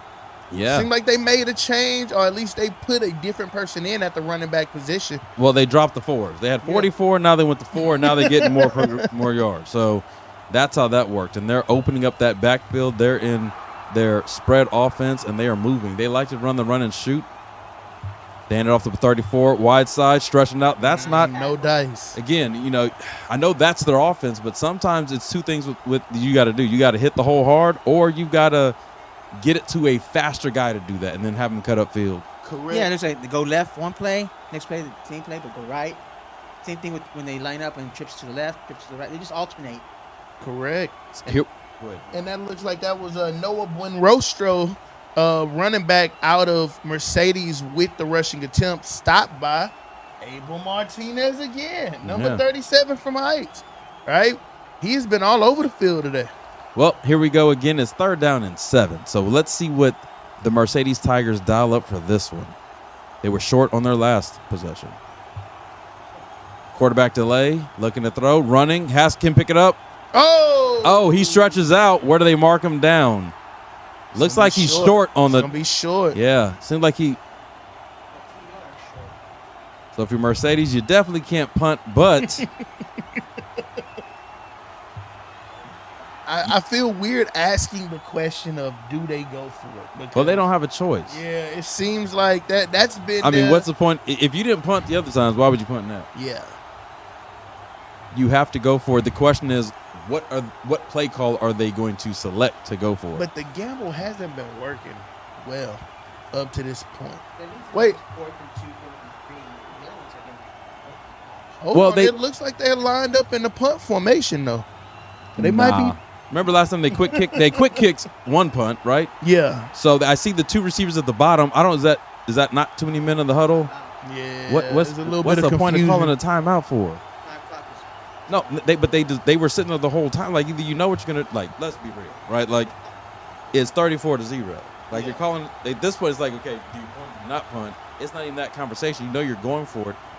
At this point, if you need a timeout to figure that out, you're down to one timeout after this. Not that you can take your timeouts with you to the second half, but it's kind of like, are we organizing our thoughts here? Like, as a coordinator, you try to be 1 or 2 plays ahead with like, okay, if we get this first down on 3rd down, here's what we're going to do on we'll go to first down play. If we come up short, what do we do next, right? Are we going to run it? What's been successful? We're going to pass it. We haven't seen a pass yet on this drive. I think you punt the ball and make the opposing team drive the length of the field. Like, goodness gracious. Let me ask this question. If they punt the ball, where do we receive the ball at? I mean, it's a lot better than having them drive and take over from your own 40, no, 45, that's a 35-yard line that they're in, a 38. That's a terrible idea. Well, let me ask this question. Let's say they punt it and it goes to the 25 and return to the 40. What's the difference? Other than 60 yards to pay dirt versus 32. Time and opportunity. How quick have we scored? They're running the ball up the middle, and guess what? They get the first down. Look, I'm going to be quiet. Clear. This is why, I'm not the one calling the plays, because I would have punted the ball. But they convert. In a normal scenario, I would have agreed with you if it was 14-0, if it was 7-0. But you've gone for it so many times, you now put yourself in a corner where you can't just punt. Now, I get why you said to punt. Yeah. Not taking that. I'm just saying at this point, you've already painted the picture, Picasso. Another handoff. Train wreck. Crash. Duffin bagged him. And the freshman, he asked Robbie paper or Sanchez, plastic with the attempt. Wow. So this goes back to what I'm saying. Yes, you got the first down, but now we're going back to plays that just don't work against this defense. And we can't call a timeout every time you want to design that one play to get you 2 yards. So now it's 2nd down and 10, ball in the 41, 5:54 to go. From a standpoint, if you just put together one drive, you can get out of this half safely. That clock is dripping and ticking. Yeah. Where they were starting off fast earlier, now they've kind of slowed down, calmed down. They just want to get some points on the board. Get some time off the clock too. But ironically, fast and pass. Oh my God. Nice spin move by Cortez, but that should be intentional grounding. That should be intentional grounding, but we won't get that yellow carpet on. Where was the receiver? There was none. Definitely up. Are they? So we're not calling intentional grounding. Or maybe just don't. Well, I mean, just throw a flag on the ground. Like, I don't know. That's all I'm asking. If we can call pass interference from 40 yards away, we can call intentional grounding. There we go. There it is. You want to gently place it on the carpet. But I don't understand why there was a discussion. He was right there in the C position. I mean, good instincts by Aaron Cortez by not wanting to take the sack. But Definitely. you have to put the ball in an area where you're like, just throw it as hard as you can towards one of your receivers out of bounds. I really initially thought once he made that first great moving spin that he was going to hit the sideline because remember last time he did that throw, it was a legal man downfield. So had he had the escapability, he would have had some good yards because at that point everybody was down the field. So it's 3rd and 24. Woo. And a lot of plays for 3rd and 24. Empty backfield, Cortez back, looking to throw. Ball is caught and stripped if they call it a catch. Or he's just getting twirled around. This is unique. Yeah, that's an incomplete pass. He didn't catch it. He didn't make a football move. All right, so now we probably side with Brian right now. Punt team ready. Now you're deep in the territory. You're in too deep. Let's see. I'm not sure. Oh, I'm certain. I saw too. Look, there's been no timeout called. There was nobody standing there doubting and thinking. They hit from the sideline to the field quickly. Man. So we have Mark Johnson back at the 44-yard line to receive the kick. Ball is kicked, angled towards. Oh, no. He calls fair catch. So that was a weird one. Mark was in between 50 and 50. He was like, I assumed they were going to try to angle the ball towards the sideline to not get a return, but the kicker did a great job of getting air underneath it and causing him to freeze and call the fair catch. So 4 minutes and 29 seconds remaining in the second quarter. The Mules are on top. You are watching this area round 2 playoff action on Alamo Heights Sports Media. Your passion, our coverage of the heart-pounding Mules football action. Here we go. We have Twins right. Single back in the backfield. Mickler looking for the snap. Handoff. Michael Terry. Looking like. Oh, no, DK Garza. That's DK Garza. Picks up about 15. Nice, tough run. Way to keep pumping your feet. And looks like the leading tackler that will be Emilio Valle of the Mercedes Tigers, number 3 with the stop. What position does he play? He plays linebacker. Gotcha. As I was saying before the game started, he was one of the leading tacklers. The only unfortunate thing when you're a leading tackler 15 yards down the field, that's not a good sign. But at least he made the tackle. Here we go. Mules on 1st down and 10 from the 37-yard line of the Mercedes Tigers. Another handoff. This one is denied. The Tigers' teeth were sharp on that one. Correct. 2nd down and 10 from the 37. The Mercedes Tigers still have a little bit of fight in them. They have not tapped out. They have not quit. Kudos to their coaching staff. This is where you see your off seasons, right? What do you do in off season to practice adversity? You know, you're not where you want to be. You're probably in an uncomfortable position. Do you keep fighting? As you mentioned earlier, Brian, as a senior, been there, done that. These your last, 27 minutes of football if you can't get a comeback. So you're fighting and scratching and clawing as best you can. Offsides on the Tigers if it's not called. Mickler steps in the pocket, evades, escapes up the middle, runs, hits the ladder on the sideline, gets a block pickup, and he's still moving and grooving out of bounds at the 20. And looked like that was Big Bennett Johnson there with the block. That's a big man. To seal the edge and buy Mickler 3 to 4 more yards. We see you, Bennett. We see you leading those blocks. And I also want to show love to Mickler. He was agile on the feet. Look.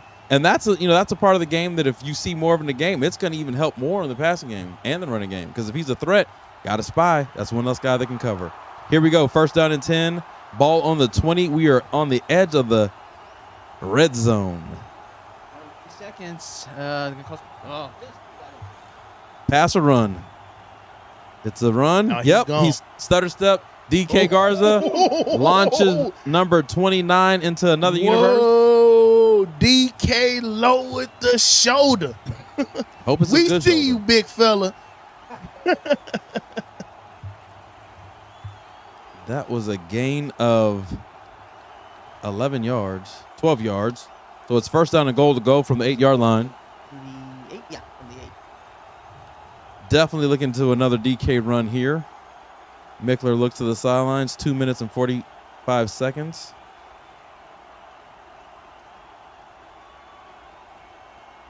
DK gets the ball, turns his leg, still runs, and great balance there. very good balance. He's a guy with contact. He doesn't go down on the first try. He turns his legs. He knows how to turn and twerk his body, and he gets in the end zone. He's a magnet to that space. That pushes the score up 40-0 with 2 minutes and 38 seconds remaining in the half.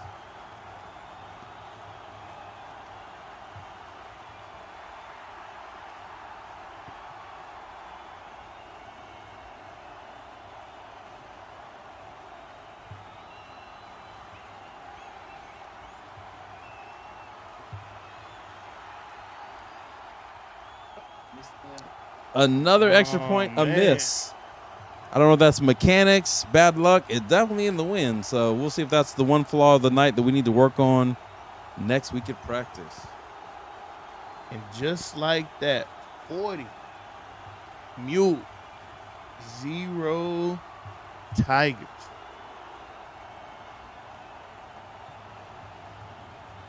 We'll be back after this break.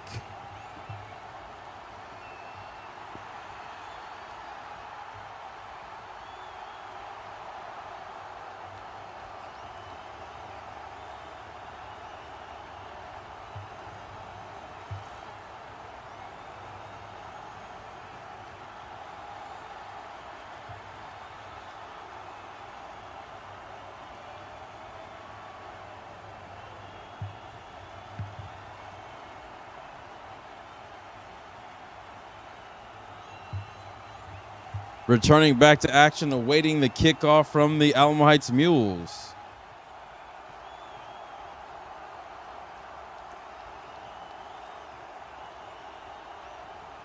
Ball is kicked. It's a returnable ball. On the move is Mercedes. Busted that first line of defense. Gets up and is tackled. Slowed down by the kicker.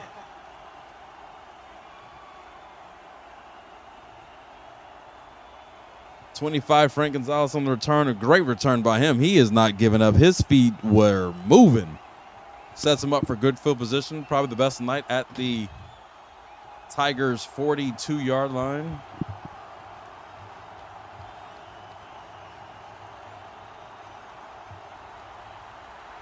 Checking in with other teams in the area, we have Bernie High School Greyhounds 17, Ed Couch Alsa 0, and they're in the second quarter. Ball's thrown deep. Oh, what a pitch and catch. DePurier chasing down the Tiger. He will not catch him. Whoa. The Tigers are on the board, and they are fired up on their sideline. That's a reception by number 34, Noah Buenrostro, with the touchdown. And just like that, we have points on the board. You want to know what the difference is? What's the difference? That was a football play, not a trick play. Hey, look at that. Look at that. Man on man, right? Got to win your one-on-one matchups. He won that matchup. Points on the boards for Mercedes Tigers. That's a good feeling to go in the halftime. Say, hey, okay, we clipped Superman a little bit. We got a chance, right? There's still 26 minutes and 20 seconds to go. Extra point is up and good. 40-7, Alamo Heights. Second quarter, 2 minutes and 20 seconds remaining. As Mules fan and broadcasters, we know that that's enough time for them to put more points on the board. So we'll see if that was kicking the hornet's nest or if that was just kicking it into gear. Oh, yeah. I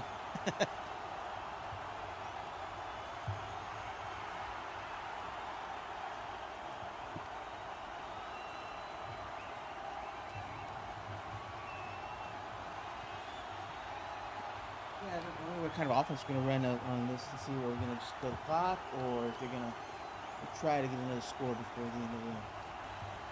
Well, I mean, again, right now we've gotten everything we've asked for offensively. So you just run your 2-minute offense, which means completions, runs, hurry up to the line, get it going. The good thing is there's three timeouts in the pocket, so you're in a rush, but you're not in a hurry. That's just how it works. Be quick, not in a hurry.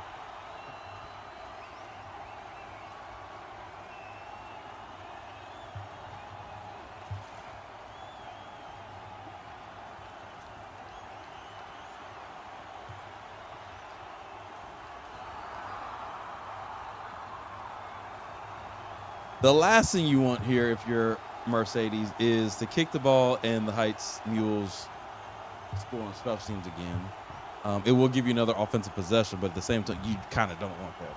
Correct. I mean, ideally. Oh, man. Yep. Did it work? I don't think Has it to go worked. 10 yards. Who knows at the bottom of that scrum? We'll see who won the weight room battle. All right, looks like Heights recovered. Ball at the 50. Hunt Conger. That's a smart play to have a receiver in that dead center. That's doing your homework. And I was just about to ask you if you thought they were going to try a little onside kick. I mean, why not? They've been going for everything under the sun, so yeah. I mean, one thing you will not be able to say is this team isn't aggressive, right? They are definitely aggressive. It's just sometimes it don't work out, and I think it's one of those scenarios. So let's see if the gamble bears fruit.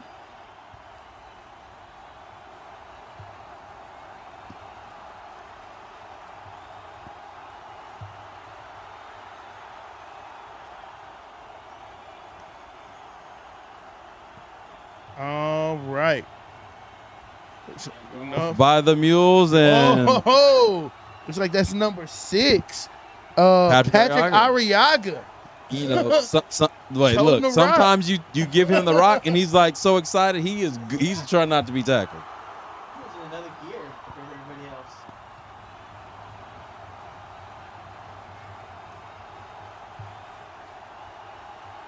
Double pump, double clutch, pass caught. DK Garza down at around the 18-yard line. 19. Moving the chains.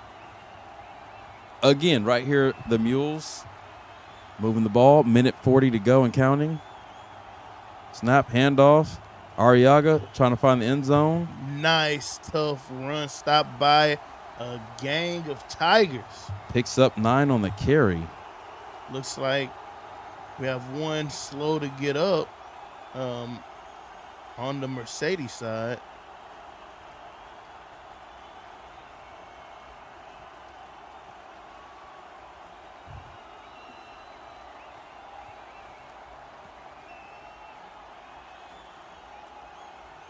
We'll take a brief break as we take a time on the field with an injured player.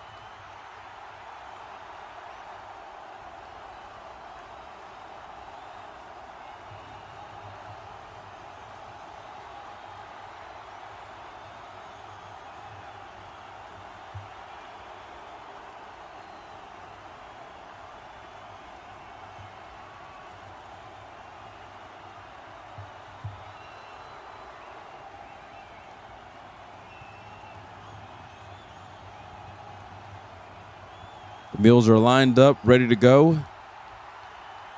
Second down and goal to go. Mickler back, little loft pass to the sideline. Whoa. Looks like it's out of bounds. Yeah, looks like it's Great coverage by the Mercedes Tigers. 2 defenders did not allow Michael Terry to come in bounds. That was a slow developing play, and those kind of things I'm looking at for the Mules. That's cool if you can run that play, but that's got to be a quicker intensity play. This is where sometimes from the quarterback to receiver, we got to make snappier decisions, right? And I said this last year when we were making our runs. Like, this is the time where you got to be firing on all cylinders. 3rd down and 1 to go for a 1st down. Handoff. 1st down, bounced off. Here we go. Man, will not go down on first contact. That's a great trait to have. It is officially 1st down and goal to go. Correct, and that's 38 seconds to go. And that was Blake Batter with the rushing attempt, number 26. Mickler for the touchdown. Oh, no. Blake Batter. Sophomore For the Blake Batter. Oh, are they going to give it to him? He's in the end zone. He's in the end zone. Oh, there we go. They call touchdown. With 27 seconds remaining in the half.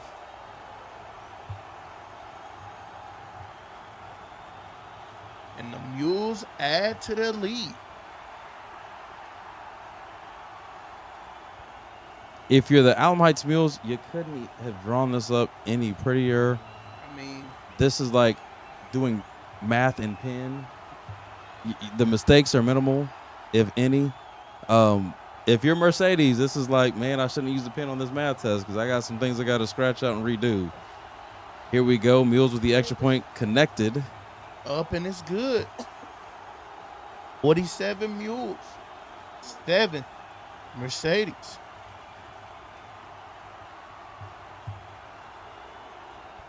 "27 seconds left in the game." I mean, kind of as you said, Fields, I mean, it's total domination. From all 3 levels. From all 3 all phases. 3. Yeah. So, in sports, we often talk about things traveling on the road. Mm-hmm. Well, they brought everything, every piece of equipment and every armor, and it's worked. They've defended. They've offended. They've been special. All 3 phases. Right now is, here's a good question. Do you squib it? Do you kick it out of bounds? Like, what do? You don't want to give them any more life or hope. They got the 7 points.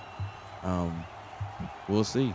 Just looking at the body language of the Mules, they're locked in. I don't think they want to yield any more points.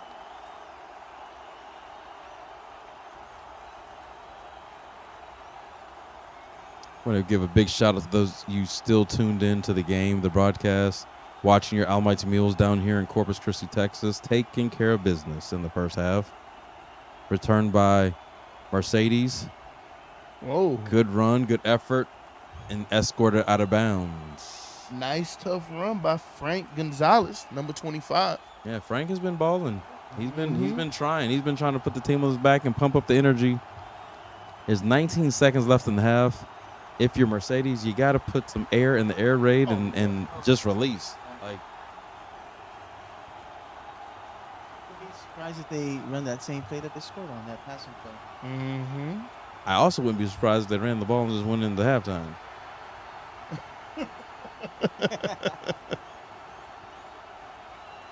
See, y'all laugh, but look, I've been here before.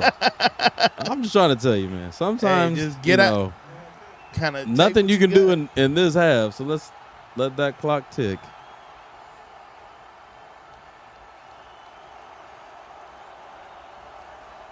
I don't know about content, but they're like, hey, look, let's get some oranges in the locker room. Let's chew on those and talk this over and see if we got a 40-point play.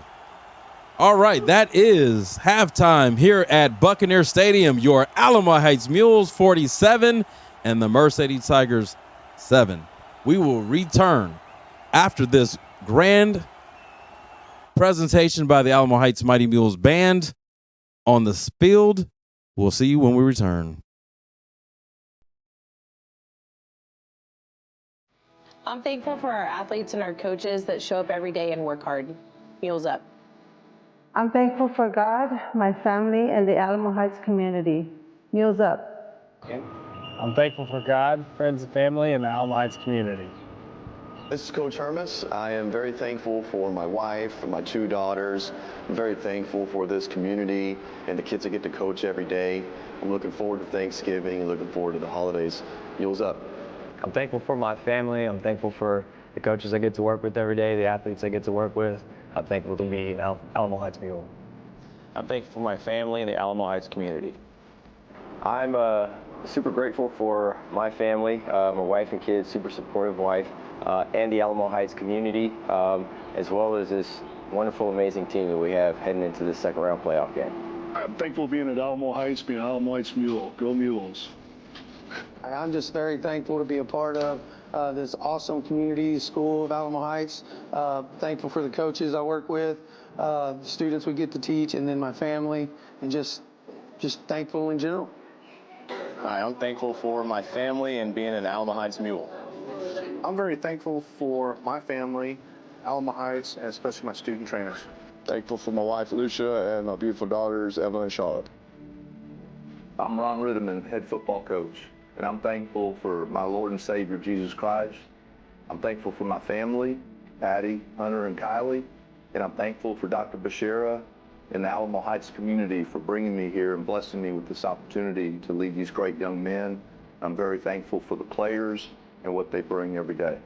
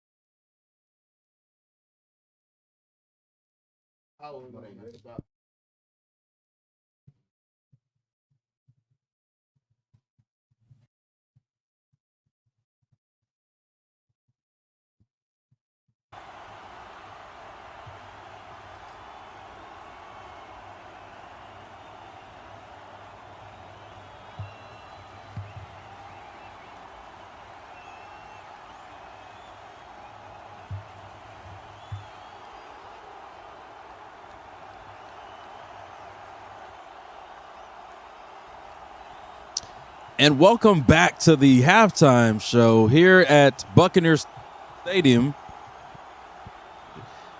At Buccaneer Stadium, where the Alamo Heights Mules football team is leading the way and leading the charge. It's been a miraculous type of game. One you can't script. We said that the first half. So what we're going to do is bring on one of our scoreboard operator here, Ali MANDUJANO, and he's going to tell us what he sees from his bird seat here in the booth. Ali, welcome to the broadcast. How you doing this evening? How everything's been going on your end? Good. I think that the Mules have started the game how I think they should have, because they needed to get momentum early and score early to take the lead against a really good Mercedes team. Mercedes blew out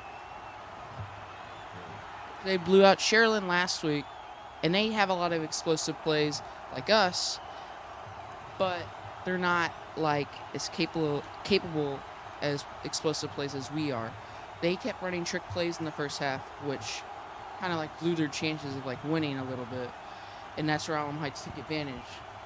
And if you take advantage of those mistakes, you'll win probably most of the games. And Alamo Heights did.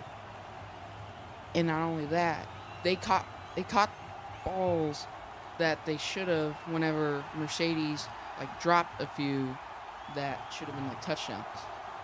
Well, good analysis, Ali. Is there any other players on either the Mercedes or Alamo Heights that stood out to you in this first half? Abel replaced Ryan Stetson this week, and he stepped up in a big way, and that's why they have a 40-point lead at halftime. He stopped like some big run plays that could have been big, and he's made the tackles whenever he needed to. And then Oliver Duffin also played really good in the first half and made some like pretty big hits in the first half.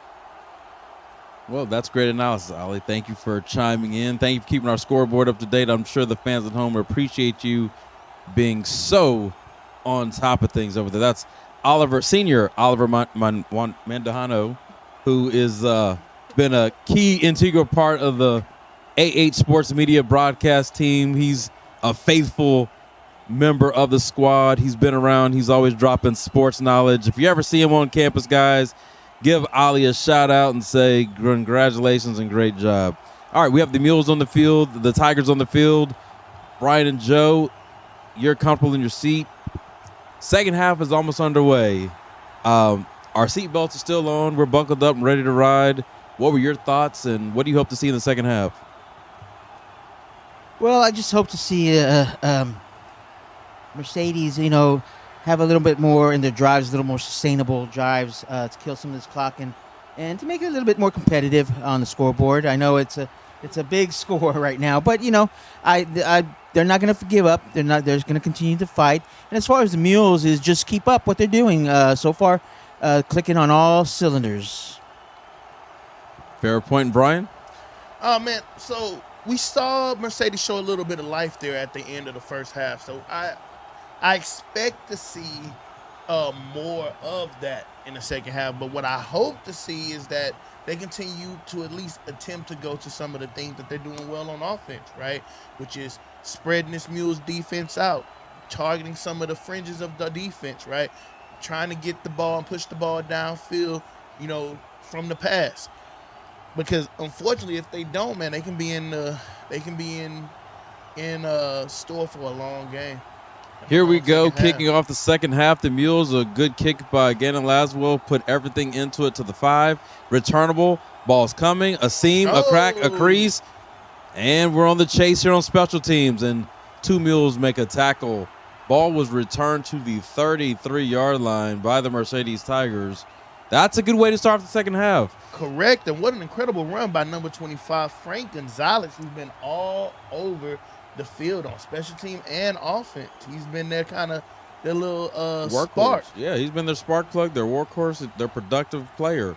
Right now, I'm with you, Brian. If I'm the Mules, I'd like to see that type of attack because it only makes you stronger if you can get used to seeing it, right? Correct. So the blessing and the curse, you want to see it, but you want to see them be able to handle it and stop it. We'll see what they start off this half with. Still going in motion. Quick pass. Not the best throw. Ball at the feet of the receiver. Yeah, incomplete. And don't look now. Number 1, Robert Sanchez is in the game. You know, it's been the question that's been asked the entire first half. Where is number 1, the most productive back? He just made an appearance in the second half.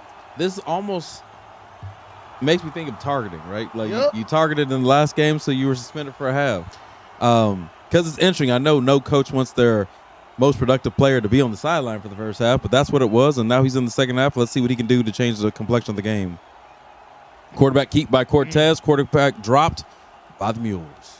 And that's number 37, Abel Martinez.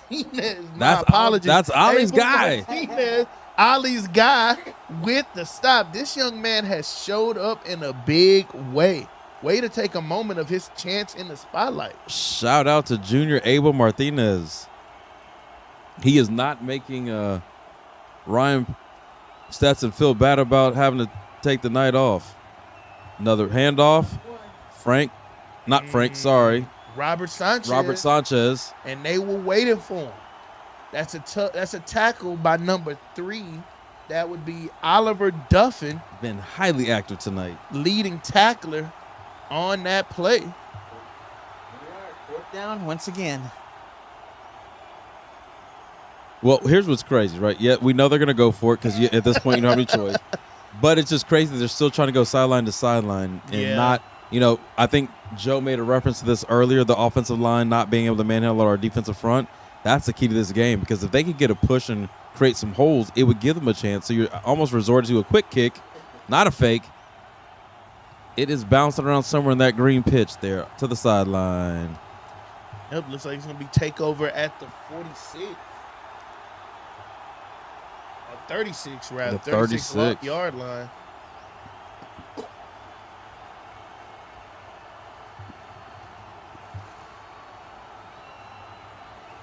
So, bringing Oliver Mandujano back into the broadcast. Oliver, what on that drive did you see? I know your guy that you shouted out got a good tackle. What else did you see on that drive? I think Alamo Heights did a good job of forcing a 3 and out and giving the ball to their offense. They'll let them score more points. If they keep doing that, they will win the game pretty easily. Awesome. What a play by the Mules. We haven't seen that play in a while, but I love the fact that we threw it to the sideline and let the player make a play, and did he make a play? Well, we talked about early in the game, one of our keys to victory, our stars had to be stars, and we're seeing a big reception to move the chains by one of our stars, Michael Terry III. Yeah, I hadn't seen that play in a while. Here we go. Our twins left, the bottom of the screen. Nice play concept. Landon Ballin with the catch. I like what I'm seeing on that. Clean pocket, clean throw, great route. Way to move the chains. Looks like a pickup of 8 yards.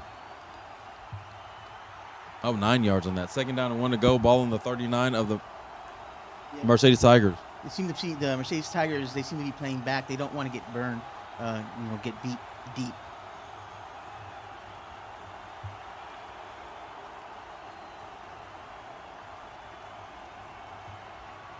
Handoff keeper, first down. Nope, ball was given. Ooh, face mask. DK Garza on the rushing attempt brought down by his face. Brian, I think you're the only one on the field that saw that. Well, the flag, that's laundry, so we got the flag on the field. But, man, they kind of rung them around. Personal foul, face mask on the defense. First down, Mules.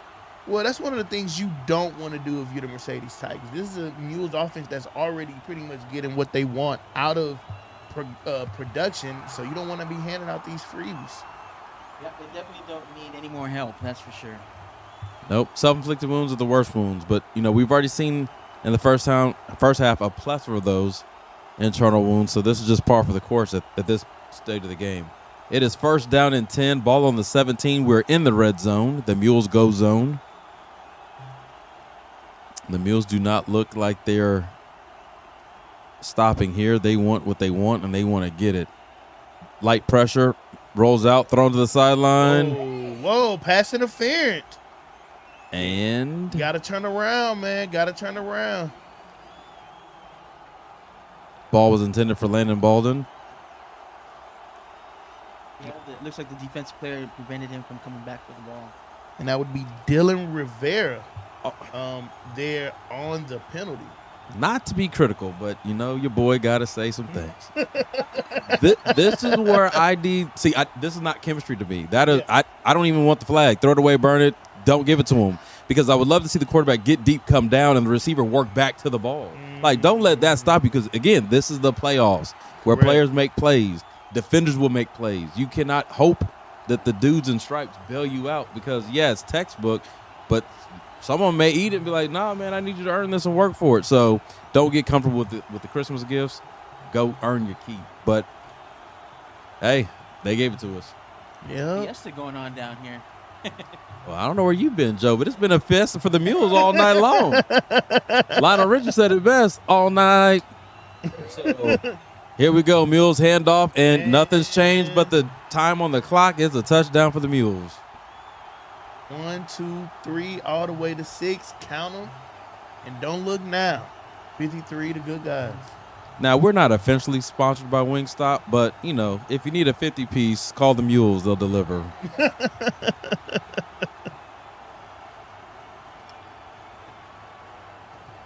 Ali, what did you see on that finishing drive? I saw a balanced drive from the run and the pass. And even though the receiver could have come back for the ball, it's good to sometimes use the ref. But you need to learn from those mistakes and make a better play on that. You could have had a touchdown sooner, but you still had the touchdown. So there's nothing to be mad about. And you scored on your opening drive from the second half.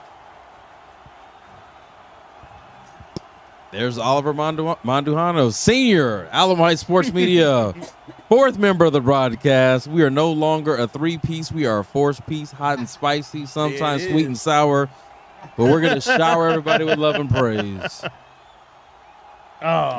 See, Ali just mentioned something that I will not repeat on these airways. He says he's not a fan of chicken, so I don't know what we're going to do with him.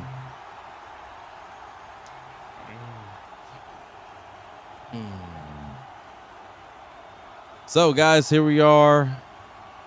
Corpus Christi, Texas, 8 minutes and 43 seconds in the third quarter. I would presume that we'll see some of our backups come in and get some playoff experience again as well. If you're Mercedes, you got to keep chipping wood. Oh, yeah. I mean, we still have a whole quarter and a half to go, and, they're still going to keep trying. Kickoff. In the end zone, bounces. He's going to take it out of the end zone. Let's see if that's a good decision or not. No, it's not. It wasn't the best decision, but I understand his heart. He wanted to try to do something for his team. So, guys, I have a question, right? If you're the coach of the Mercedes Tigers, what message do you sell your guys to kind of keep them locked in, keep them motivated? Because, 54-7 is quite daunting. You want my answer, or do you want me to tell you something nice?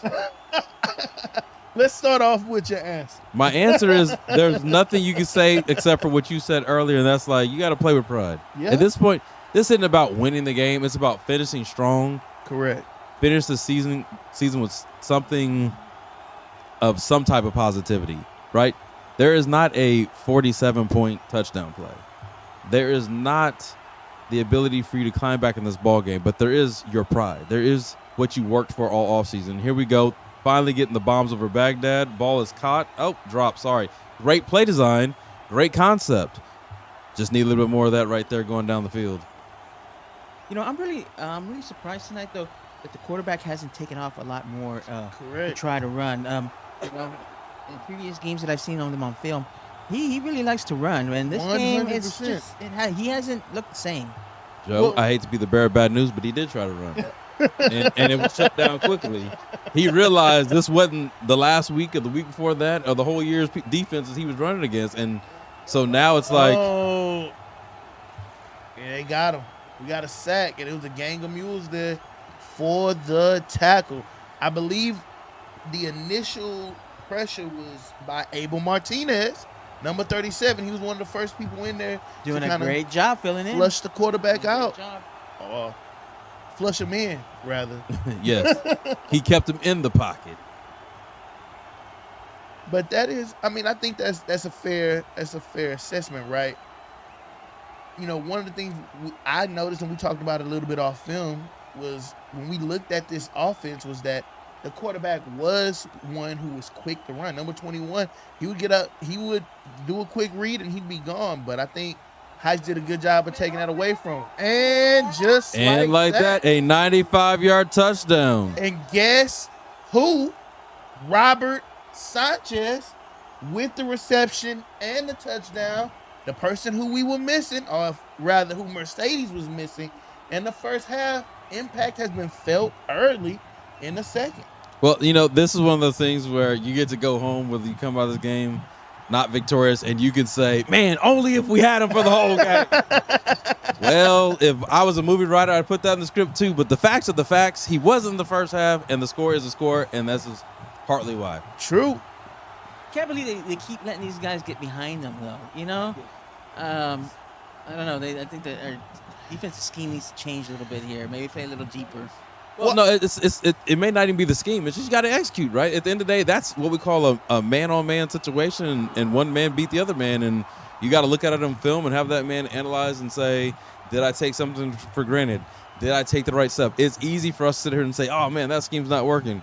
But as you know, if you've ever coached or been around, it's like you draw it up one way. Yep. And then executed. Well, yeah, the player be like, see, had you taken this step instead of this step, you would have been right there step for step. But, hey, let's give credit to the Mercedes Tigers. It was a great throw, a catch, and he had to run the rest of the way. That was earned right there. True, and, you know, we talked about it a little bit in the first half when the game was looking a little bit out of control. Mercedes was looking a little bit shell-shocked. We was like, well, at some point it got to come down to pride, you know. Here's one thing we know about the RGV is those kids down there, those folks down there, it means a lot. Being from that area means a lot. You're playing a team that's from a completely different region. To say, well, completely different being they're not from the Valley, right? So at a certain point, you take that M on your chest, you put it on the field, and you like, look, man, 54 to whatever, I'm not going to focus on the scoreboard. I'm going to go and I'm going to get points. And whatever the end result of this game is, that opposing team is going to feel me. And it's looking like, hey, led by Robert Sanchez, we might be in store for something interesting in the second half. Yes, I mean, well said. Look, the band's playing a little bit stronger. The cheerleaders are parked up. The sideline, not many guys are sitting down. They're looking around. There's a little bit of a buzz, but you know, if you're Alamo Heights, you took one on the chin. You got to come back and stand and deliver. Hey, another onside kick coming. Oh, on, guys. Well, I wouldn't be surprised. I'm not gonna say 100%, maybe like 75. I wouldn't be. Looking, you had nothing to lose. Like, if you can get the ball back, they're just hard to get. The percentages aren't on your side. No, and they did. They got it, but we recovered it. That was risky, but luckily you put your hands up there. Recovered by number 85, Lee Brockwell. Way to get the ball and get down, get down, get down, get down. You know, that's an impressive play right there because it's not like Lee touches the ball on a regular basis, right? Correct. So for him to be right there with that hard ball coming at him, having the confidence, big ups to him. Correct. Well, you know, that's one of the first things you're taught when you're on that first line on kickoff return. You get that ball, fight the urge to run, because we all want to run. We get the ball in the hand. Look, man, I'm gonna go get the pay dirt, but got to get down. Even though run or no run, right, the hard part is just fielding the ball and not being shocked. Handoff by the Mules on the left side. Blake Botter spins. Out of bounds, but picks up a positive of 7 yards. And that's a stop by number 25. You've heard this name before, Frank Gonzalez. There with the stop. We have a new quarterback. Oh, wow. Number 10, Watson Laswell, the unsung hero from the first 4 games of the season. Welcome back, young man.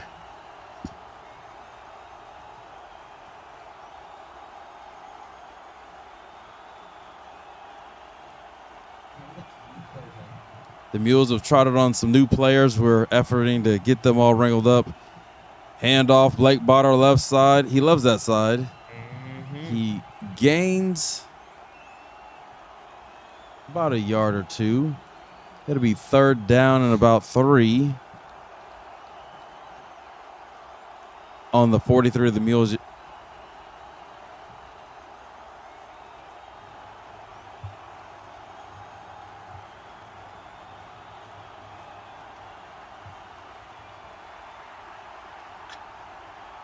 I'd be shocked if we see a pass here, but also we need to pick up this 1st down to get the momentum moving. Oh, right side. Blake Botter running the ladder up the field. He's One gone. man to beat. Tripped up at the 20-yard line. And look like the stop is going to be by number 18, Dylan Rivera of the Mercedes Tigers, who might have just saved a touchdown. Definitely, I agree with you there. Oh, yeah.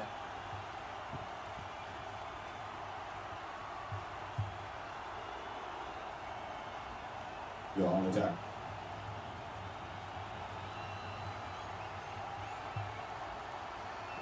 Mules playing with some pace right now. 6 minutes and 9 seconds and counting in the 3rd quarter. Fake handoff. Looking to pass. Way to scramble. Throws. Corner of the end zone. No dice. Incomplete. That was a risky pass. Looks like number 7 was the intended target. That's that's Clay Prevost as the intended target there. Holding call on the got a Mule. holding. Yeah, holding call on the Mules. We'll put it back with about 10 yards there. This is a tricky situation. I've seen this before where we put in our backups in the 3rd quarter, and it's kind of like, not that you want to restrict them from playing, but that is definitely like what you want to see. If you had to break contain like that and run the ball, you want to see your quarterback just tuck it, eat it, and go for it. That was somewhat double coverage. And then making matters worse is the holding call. Now it's 1st and 20 from the 30. Pass off the backfield, getting up most of the yardage. Up 5 yards of the yardage. A lot of lateral running. Looked like he got farther, but there's a lot of lateral running. Well, it's the quarterback threw it from like the 40. So you're like, oh, yeah. And then, oh, wait, that was only 5 yards. I got too excited because, you like the completion. You want the clock to keep churning. 2nd down and 14 to go. Ball on the 24-yard line. 5 minutes and 20 seconds and counting.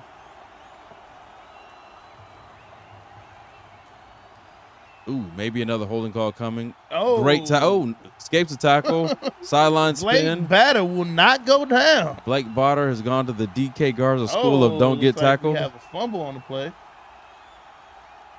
Recovered by the Mules, number 16. That would be Gio Sosa with the recovery.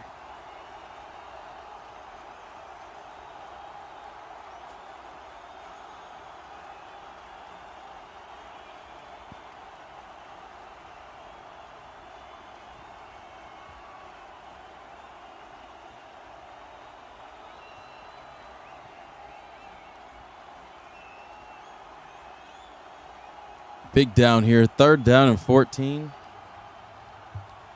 Oh, 3rd down and 7. Sorry, corrected by the...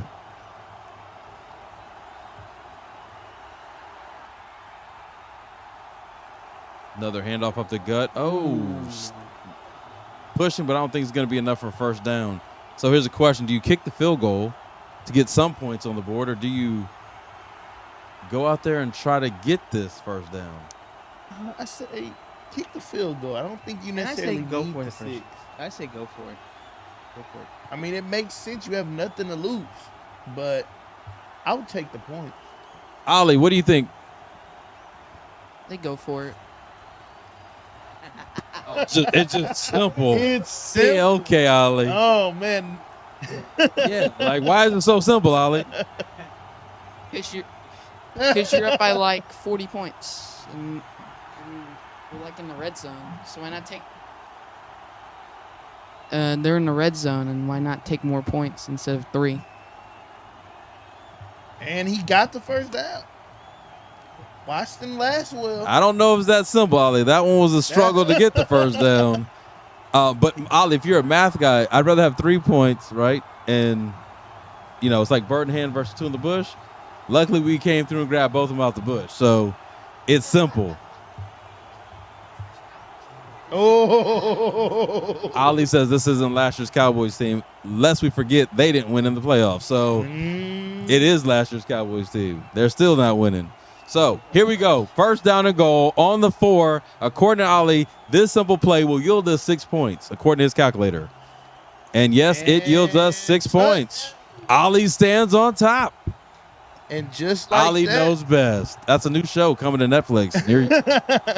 and that's a touchdown by number 22, Thomas Gutierrez, for 6.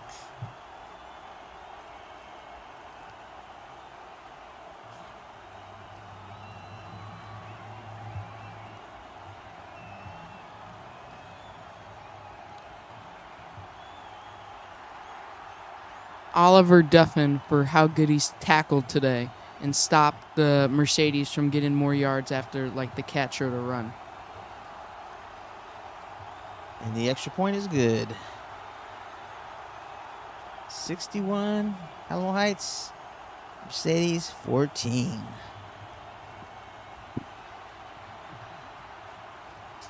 Scores from rounds of the playoffs that are tonight.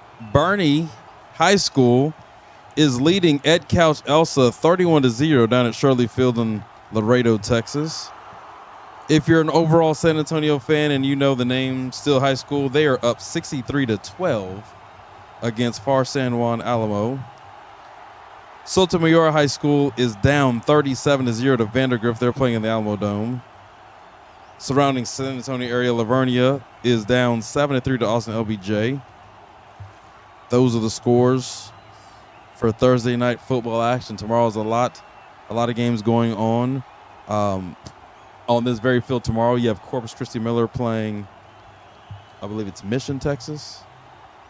We also have, Pioneer High School out of Mission, Texas.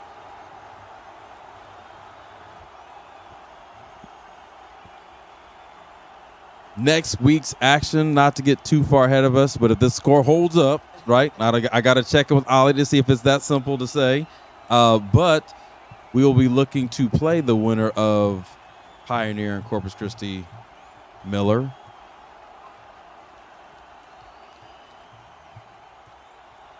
They are feisty right now. The Mercedes Tigers are keeping the fight. And tough run. And that was number 1 again, Robert Sanchez, with the return. And this Robert Sanchez. Hey, correct. He is like, look, man, I'm making up for that first half, man. I'm gonna put the team on my back. Well, Robert and Frank, you know, they are like, you got to see me. I understand. I understand that this says Mercedes Tigers, but Frank and Robert are like, no, you got to see me too. So, correct. Shout out to those two young men for keeping the fight, not looking at the scoreboard, just understanding if they get an opportunity to have the ball in their hand, they're trying to make things happen. Hand off to Robert Sanchez, and he busted the hole. That's their best run play of the game. He got 3-4 yards. Correct, and that's a tackle made by number 9, Kip Giles, who got up a little gingerly, who told Robert Sanchez, not today. 2-yard gain by Robert Sanchez. Ball on the 30-yard line. Little confusion by the Tigers getting the call in. Motion Robert to the sideline. A quarterback run. He's getting a big gainer here. Ooh. lowers his head and picks up more than a first down. Picks up about 17 yards. That's what I expected to see more of this game. Well, maybe his success is tied to Robert Sanchez. No, I'm saying that because on that run, he was untouched for a good 10 yards. Another handoff to Robert Sanchez through the gut. Picks up 3 yards. It's like that's a tackle made by number 43. That Junior Robert Sanchez. Albert Koglazer with the stop.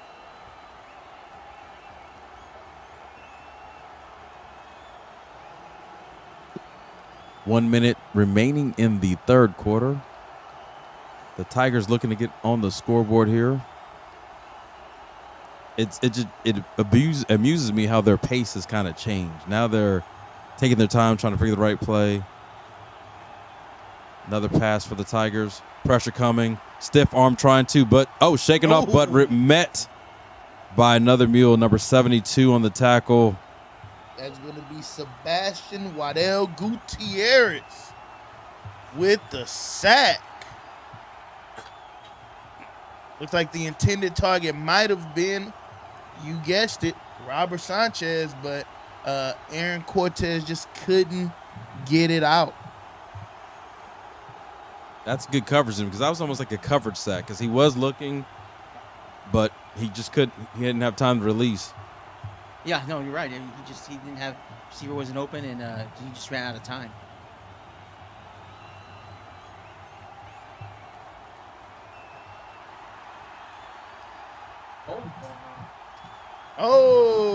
Incomplete almost pass. Intercepted. Trip Johnson, and look, I'm not a fortune teller, nor can I see into the multiverse. But if Trip Johnson would have caught that ball, he would have been gone. That is not the person you want with the ball in his hand.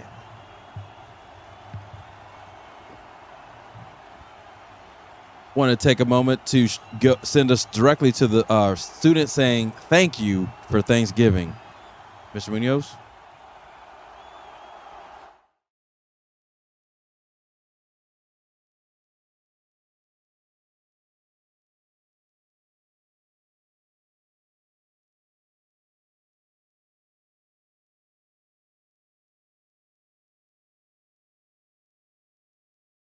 For God and my family.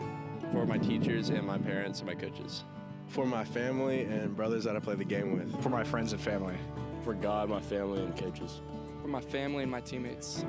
I'm thankful for the opportunity to play playoff football. I'm thankful for my family. For my teammates and my family. For my coaches, trainers, and teachers and my family. For Coach Dolan and Coach Ricker. For my parents and the school community. I'm thankful for my parents and the Alamo Heights community.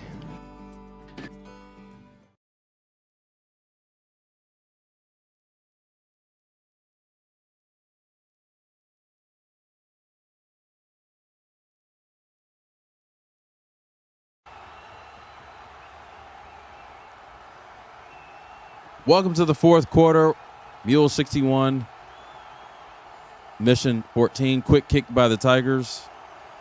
No one to return. Ball will be down at the 33. Up at the 30-yard line of Alamo Heights. Here's a drive, guys. Let's see who's on the field for the Mules. Ali, what are your thoughts on this fourth quarter? End as fast as possible. Okay. Thank you, Ali. Hilarious. Ali, we can only end as fast as that clock hits 0. There's no fast forward button. This is a state playoff game, and every second is given.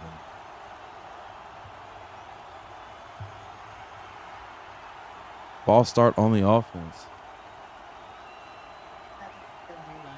Yeah. When you have new linemen coming in, you get these little penalties, these false start penalties.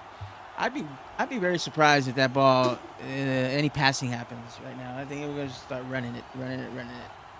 Yeah, I would agree with you. A heavy dose of run plays.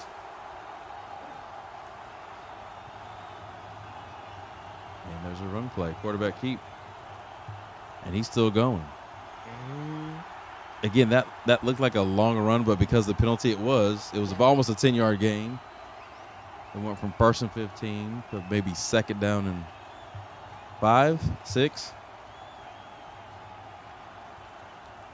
Gain of 9, yes. So it would be 2nd and 6. If you're Mercedes, I know this probably should have started in the 3rd quarter, but you got to try to create fumbles or turnovers somehow, some way.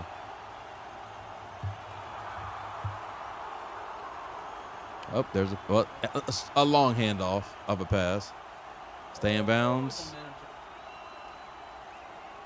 Looks like that was a reception by number 26, Blake Batter, to move the chains. That's all you can ask for. Move the chains, keep the clock running. According to Ali.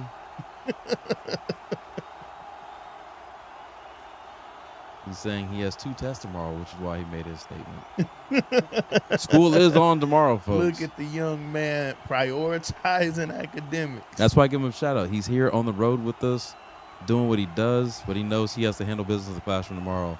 Another long, strong handoff to Blake Batter, picking up a 1st down. Moving the ball to the Mercedes 45-yard line. And that's a tackle made by number 54, Brian Sanchez, to no avail. Chains continue to move. Mules inching closer and closer to adding to their lead.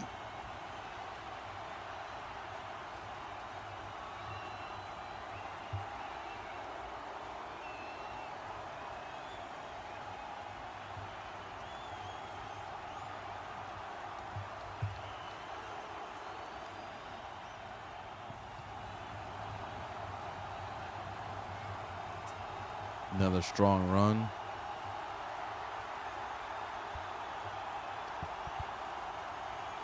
Looks like we have number 20, Jaron Gonzalez for the Mercedes Tigers with the tackle. Blake Bader with the tough run up the middle. 3 yards gained on the play.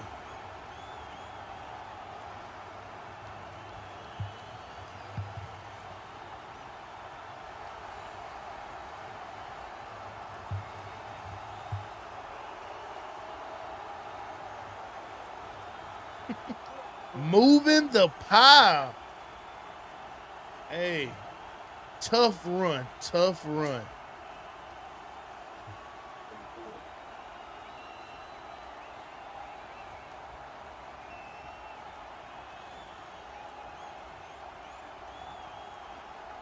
Expect to see a quarterback keeper on this one.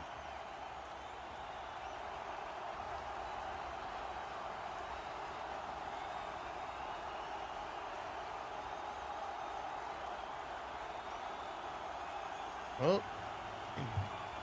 And correct. Watson Laswell with the keeper.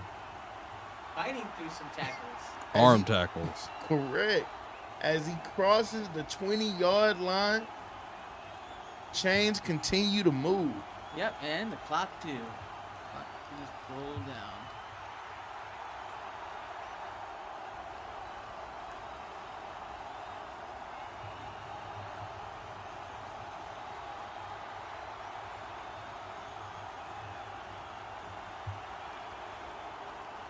First down inside the red zone. A pass. Nope. Another outlet pass to the running back. Pickup of a gain of about 4 or 5.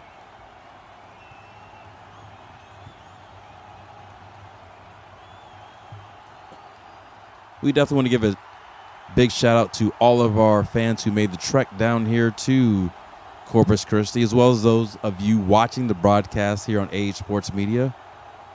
We thank some of our special people in the front office, Cecilia Garza, who helped make today possible as well. Shout out to our principal and administrative staff who do an amazing job on campus. Also athletic directors and assistant AD, Coach Jennifer Fox, who does an amazing job of making sure we need what we need. And again, to our fearless director, John Munoz, organizing, orchestrating, and conducting all behind the scenes. So you can hear the great voices of Brian Monet and Joe Navida, and from time to time, Oliver Mandujano, because it's just so simple.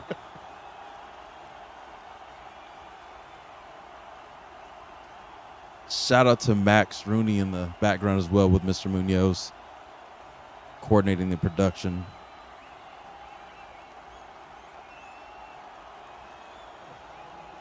Right up the gut. And that's number 22 with the carry, Thomas Gutierrez. That's the theme of the second half. Just pound it up the middle. Pound it up the middle. Let's get this game over with. Down the rock. So since we're at 7 minutes and 40 seconds and counting, we're going to go ahead and break course and ask this question, because at this point, the coach can't get too mad because the game is pretty much in hand. Looking towards next week, right? What are you looking forward to? What opportunities and challenges? Oh, man. I think it depends who we face next week, right? If it's Pioneer, right, you can expect a similar challenge as this week, right? Which is you don't really know who you're going to get, right? You have a scrappy team, right? If they made it to the third round of the playoffs, they're there for a reason. So obviously they're talented, right? However, if you play Alamo Heights style football, win on all three phases of the ball, be physical up front, run the ball well so you can pass the ball well, stars be your stars. As we see, even as we go into the fourth quarter, your depth show up and show out, right? Your 1s, 2s, 3s, 4s on down the line all perform and do their part. You should win the game. If it's Corpus Christi Miller, it's a little bit of a different challenge, right? Because you're seeing an opponent that is very athletic, right? They have weapons all over the field. And if you don't execute as well as you should, right? Or if you go into the game making mental mistakes, they will score on you, and you could be in for a long game. It's after Thanksgiving, you full, you on break, you tired, right? It's definitely a game where you could be exposed if you're not well prepared. No, I totally agree. I totally agree with you. I mean, as you go in deeper in these playoffs, teams get tougher and tougher. I know by the scores of these two games, it doesn't seem like it, but it does. And Corpus Christi Miller is a very physical and a very athletic team. And, there's anything could happen. These are the playoffs. And the one thing about the Texas high school playoffs, you lose, you go home, you win, you move on. Also, this might not be apparent to the fans at home watching, but as we enjoy the scenery over here at Buccaneer Stadium in the beautiful Corpus Christi, Texas, we are playing this game in the shadows of Corpus Christi Miller, who is at home. And I would not be surprised if they are in the stands and partaking in the festivities and enjoying the game as well. So there's no surprises, right? Well, yeah, definitely. As we were downstairs at halftime, ran into a member of the Corpus Christi Miller family whose nephew plays, and he gave me that look and that question of, who do y'all want to face? Miller? And Don't I was like, I answered it. I said, it's Miller time, baby. Man, so don't give them stuff to put on their wall, man. Look, I don't believe in bulletin board material. Either you prepared in the off season for a reason, or you didn't. It's true. That's the how many kids come in your class didn't study for a test? Were like, oh, don't say you won't do well. I mean, if you didn't prepare, you didn't prepare. Like, hey man, you gonna get what you earn. I'm gonna keep it like Ollie. It's this simple. Like either you are about it, either you're hungry, or you're not. Like there's nothing. If I have to say something to motivate you, then we already not there. That's true. But I digress. And it's not that we want Miller in that kind of situations. But the irony for me, like you said, we're in the shadows of Miller. Yes, but we are on their campus, ladies and gentlemen. Definitely, we're on their and that's the irony, right? Like, yes, they're here scouting, and yes, that could be our next opponent. And the funny thing is, like, depending on the way the coin bounces, you could be right back here. That's true. So it's all like that's what makes high school football crazy and maddening at the same time. You got to wait to see where you're playing. We like to have it in the comfy confines of the Alamo Dome, but the other thing you mentioned is it's also Thanksgiving break. That's true. So you got to, if you're really hungry, it's not just Thursday you want to eat. You want to eat on that next game day as well. Mm-hmm. Well, one thing's for sure. Whomever we face next week, it is going to be very entertaining, and hopefully our Mules are up and ready for it, right? Oh yeah, because you be playing a tough team, regardless of whether it's Corpus Christi Miller or whether it's Pioneer. I mean, like I said, you keep moving down the line on these games, and your opponents get tougher and tougher. Yep. I mean, it's the playoffs, man. At this point, everybody good. That's the whole thing, right? Like you prepare week to week, moment to moment, and you have to put your best foot forward. It's even if it's David versus Goliath, you gotta play. They don't just hand you games. Nobody in the bracket, unless you're selfish, goes and say, all right, we're going to pencil ourselves right here at Jerry World. No, you got to earn. Well, hey, man, here's the great thing about football, right? David only exists in biblical tales, right? In storybooks, in times, history books as the history teacher of the past, right? In the playoffs, everybody Goliath. Mm-hmm. Once you get to the third round of the playoffs, everybody earned the right to keep playing, right? So you can tell yourself what you need to kind of motivate you, to get you up and ready to play. But at that point, hey, we're all good. So it's going to be about imposing your will on your opponent. Yes, right? yes. The team that does it is going to keep playing. The other team, enjoy Christmas break. I'm really proud of the Mules tonight for making it, making this a business trip. That's the one thing as a coach, you just want your players to know when they get on this bus, this isn't a vacation, this isn't a retreat, this is a business trip. And tonight the Mules came in with their briefcase, hard hat, and they showed up. Is that Cots? Nope. It's incomplete. He was out of bounds. Incomplete pass. It's going to be 4th down. That's been the theme of the night. Looks like number 10, Jacob Vega, disagrees. He believes it was a caught pass. Oh, he caught it. Just not bad. He's half right. On a Canadian football field, that might have been it. That extra 10 yards would have been helpful for him. Ollie, what you got on that, man? He caught it, but he didn't catch it in bounds, and there's really nothing you can do about that. Yeah, or maybe he can try to keep his feet in bounds. Like, catch the ball, body control. He wasn't forced out. He just didn't have that control. No, fake it. Oh, they wobble kick. Nobody back for the Mules anyhow.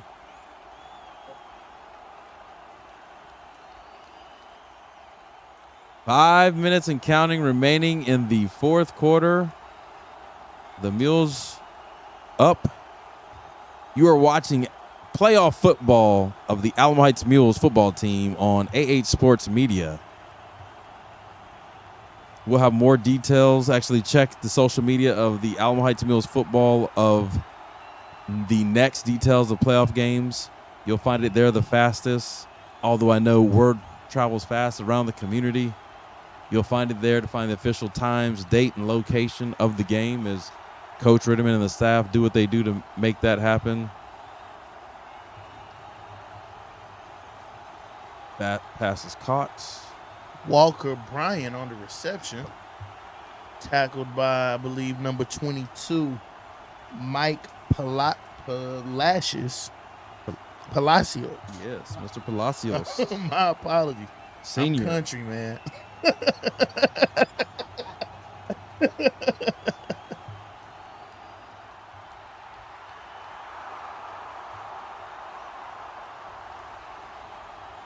Again, shout out to the Mercedes Tigers football community. It may not have gone in your favor. You had a great season. You made the playoffs. You restarted something. You got great tradition and pride. Coach Adame, I can tell from a distance, does a great job of this program. 100%. Keep your heads up. You take this momentum, energy into the offseason, and when he speaks to you guys and he gives you his vision and he tells you that you need to go harder, believe the man. Because when you're all on one accord, anything is possible. Keep your heads up. You had a good season. Keep striving, keep grinding. Correct. Hey man, any Thomas Gutierrez on the run and the tumble at the end. but any Somersault. trip to the playoffs, man, that's something worth being proud of, man. Not many people get to say they're still playing at this point in the season. No. Right? So definitely agree, man. Hats off to the Mercedes Tigers. Kudos to those seniors, man. Make sure you take a moment to take it all in and appreciate this point in the season because it's definitely special.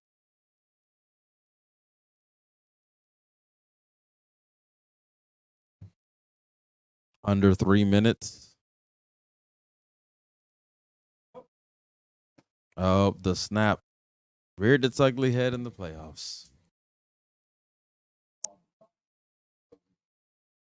And just a reminder, if you're watching out there on YouTube, be sure to hit that like button. And subscribe. You never know we're going to pop up. Neither do we, but we still keep popping up.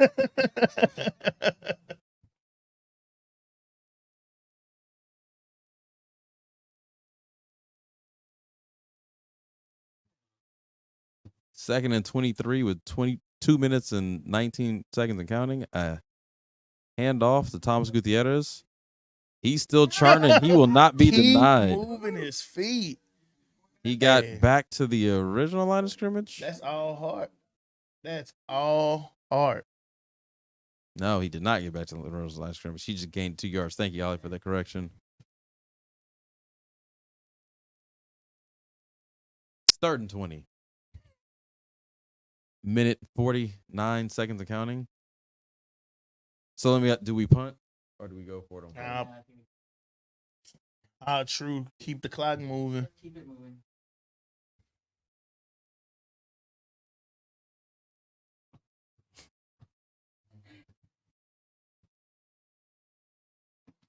Quarterback keeper.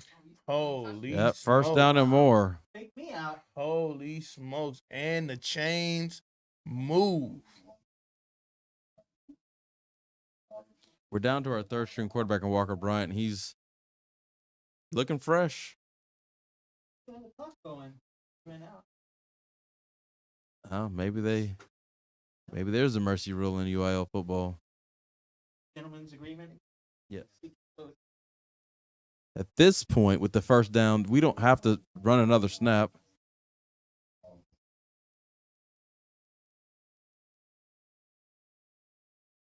Yes, I'm saying after this, it's because of that first down.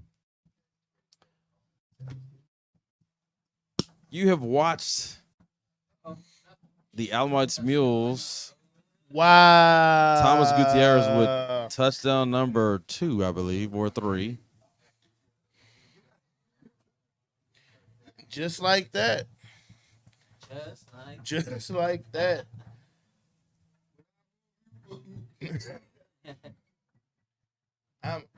I am without words. 74.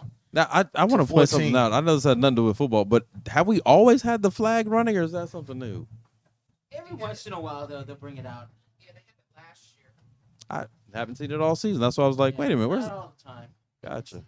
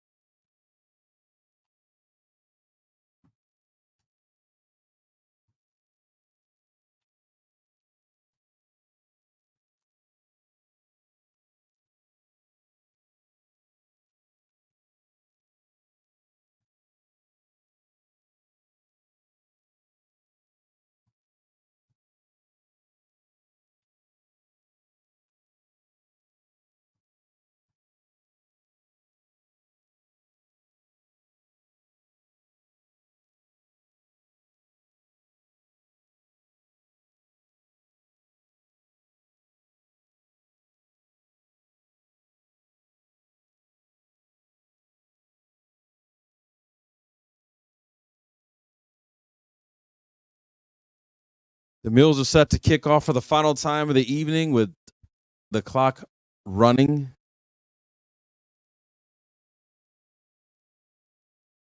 Ball is kicked and is returned by the Mercedes Tigers. Still not quitting, not giving up. And that just might do it. Robert Sanchez giving his all. Junior Robert Sanchez. You have watched the Alamo Heights Sports Media production of Alamo Heights football area playoff win against Mercedes Texas Tigers here at Buccaneer Stadium in Corpus Christi, Texas. Again, we thank you all for watching tonight's broadcast. We were glad that we were able to bring you this playoff coverage, giving you a glimpse into the journey of the Mules in the playoff season. To my co-host partners, Brian and Joe, thank you for tagging along. Oliver MANDUJANO, thank you for stepping in from time to time and give us your complex answers. To John Munoz, director of this ship, Max ROONEY, working the ones and twos behind him. We thank you all. To our athletic administrative staff, thank you.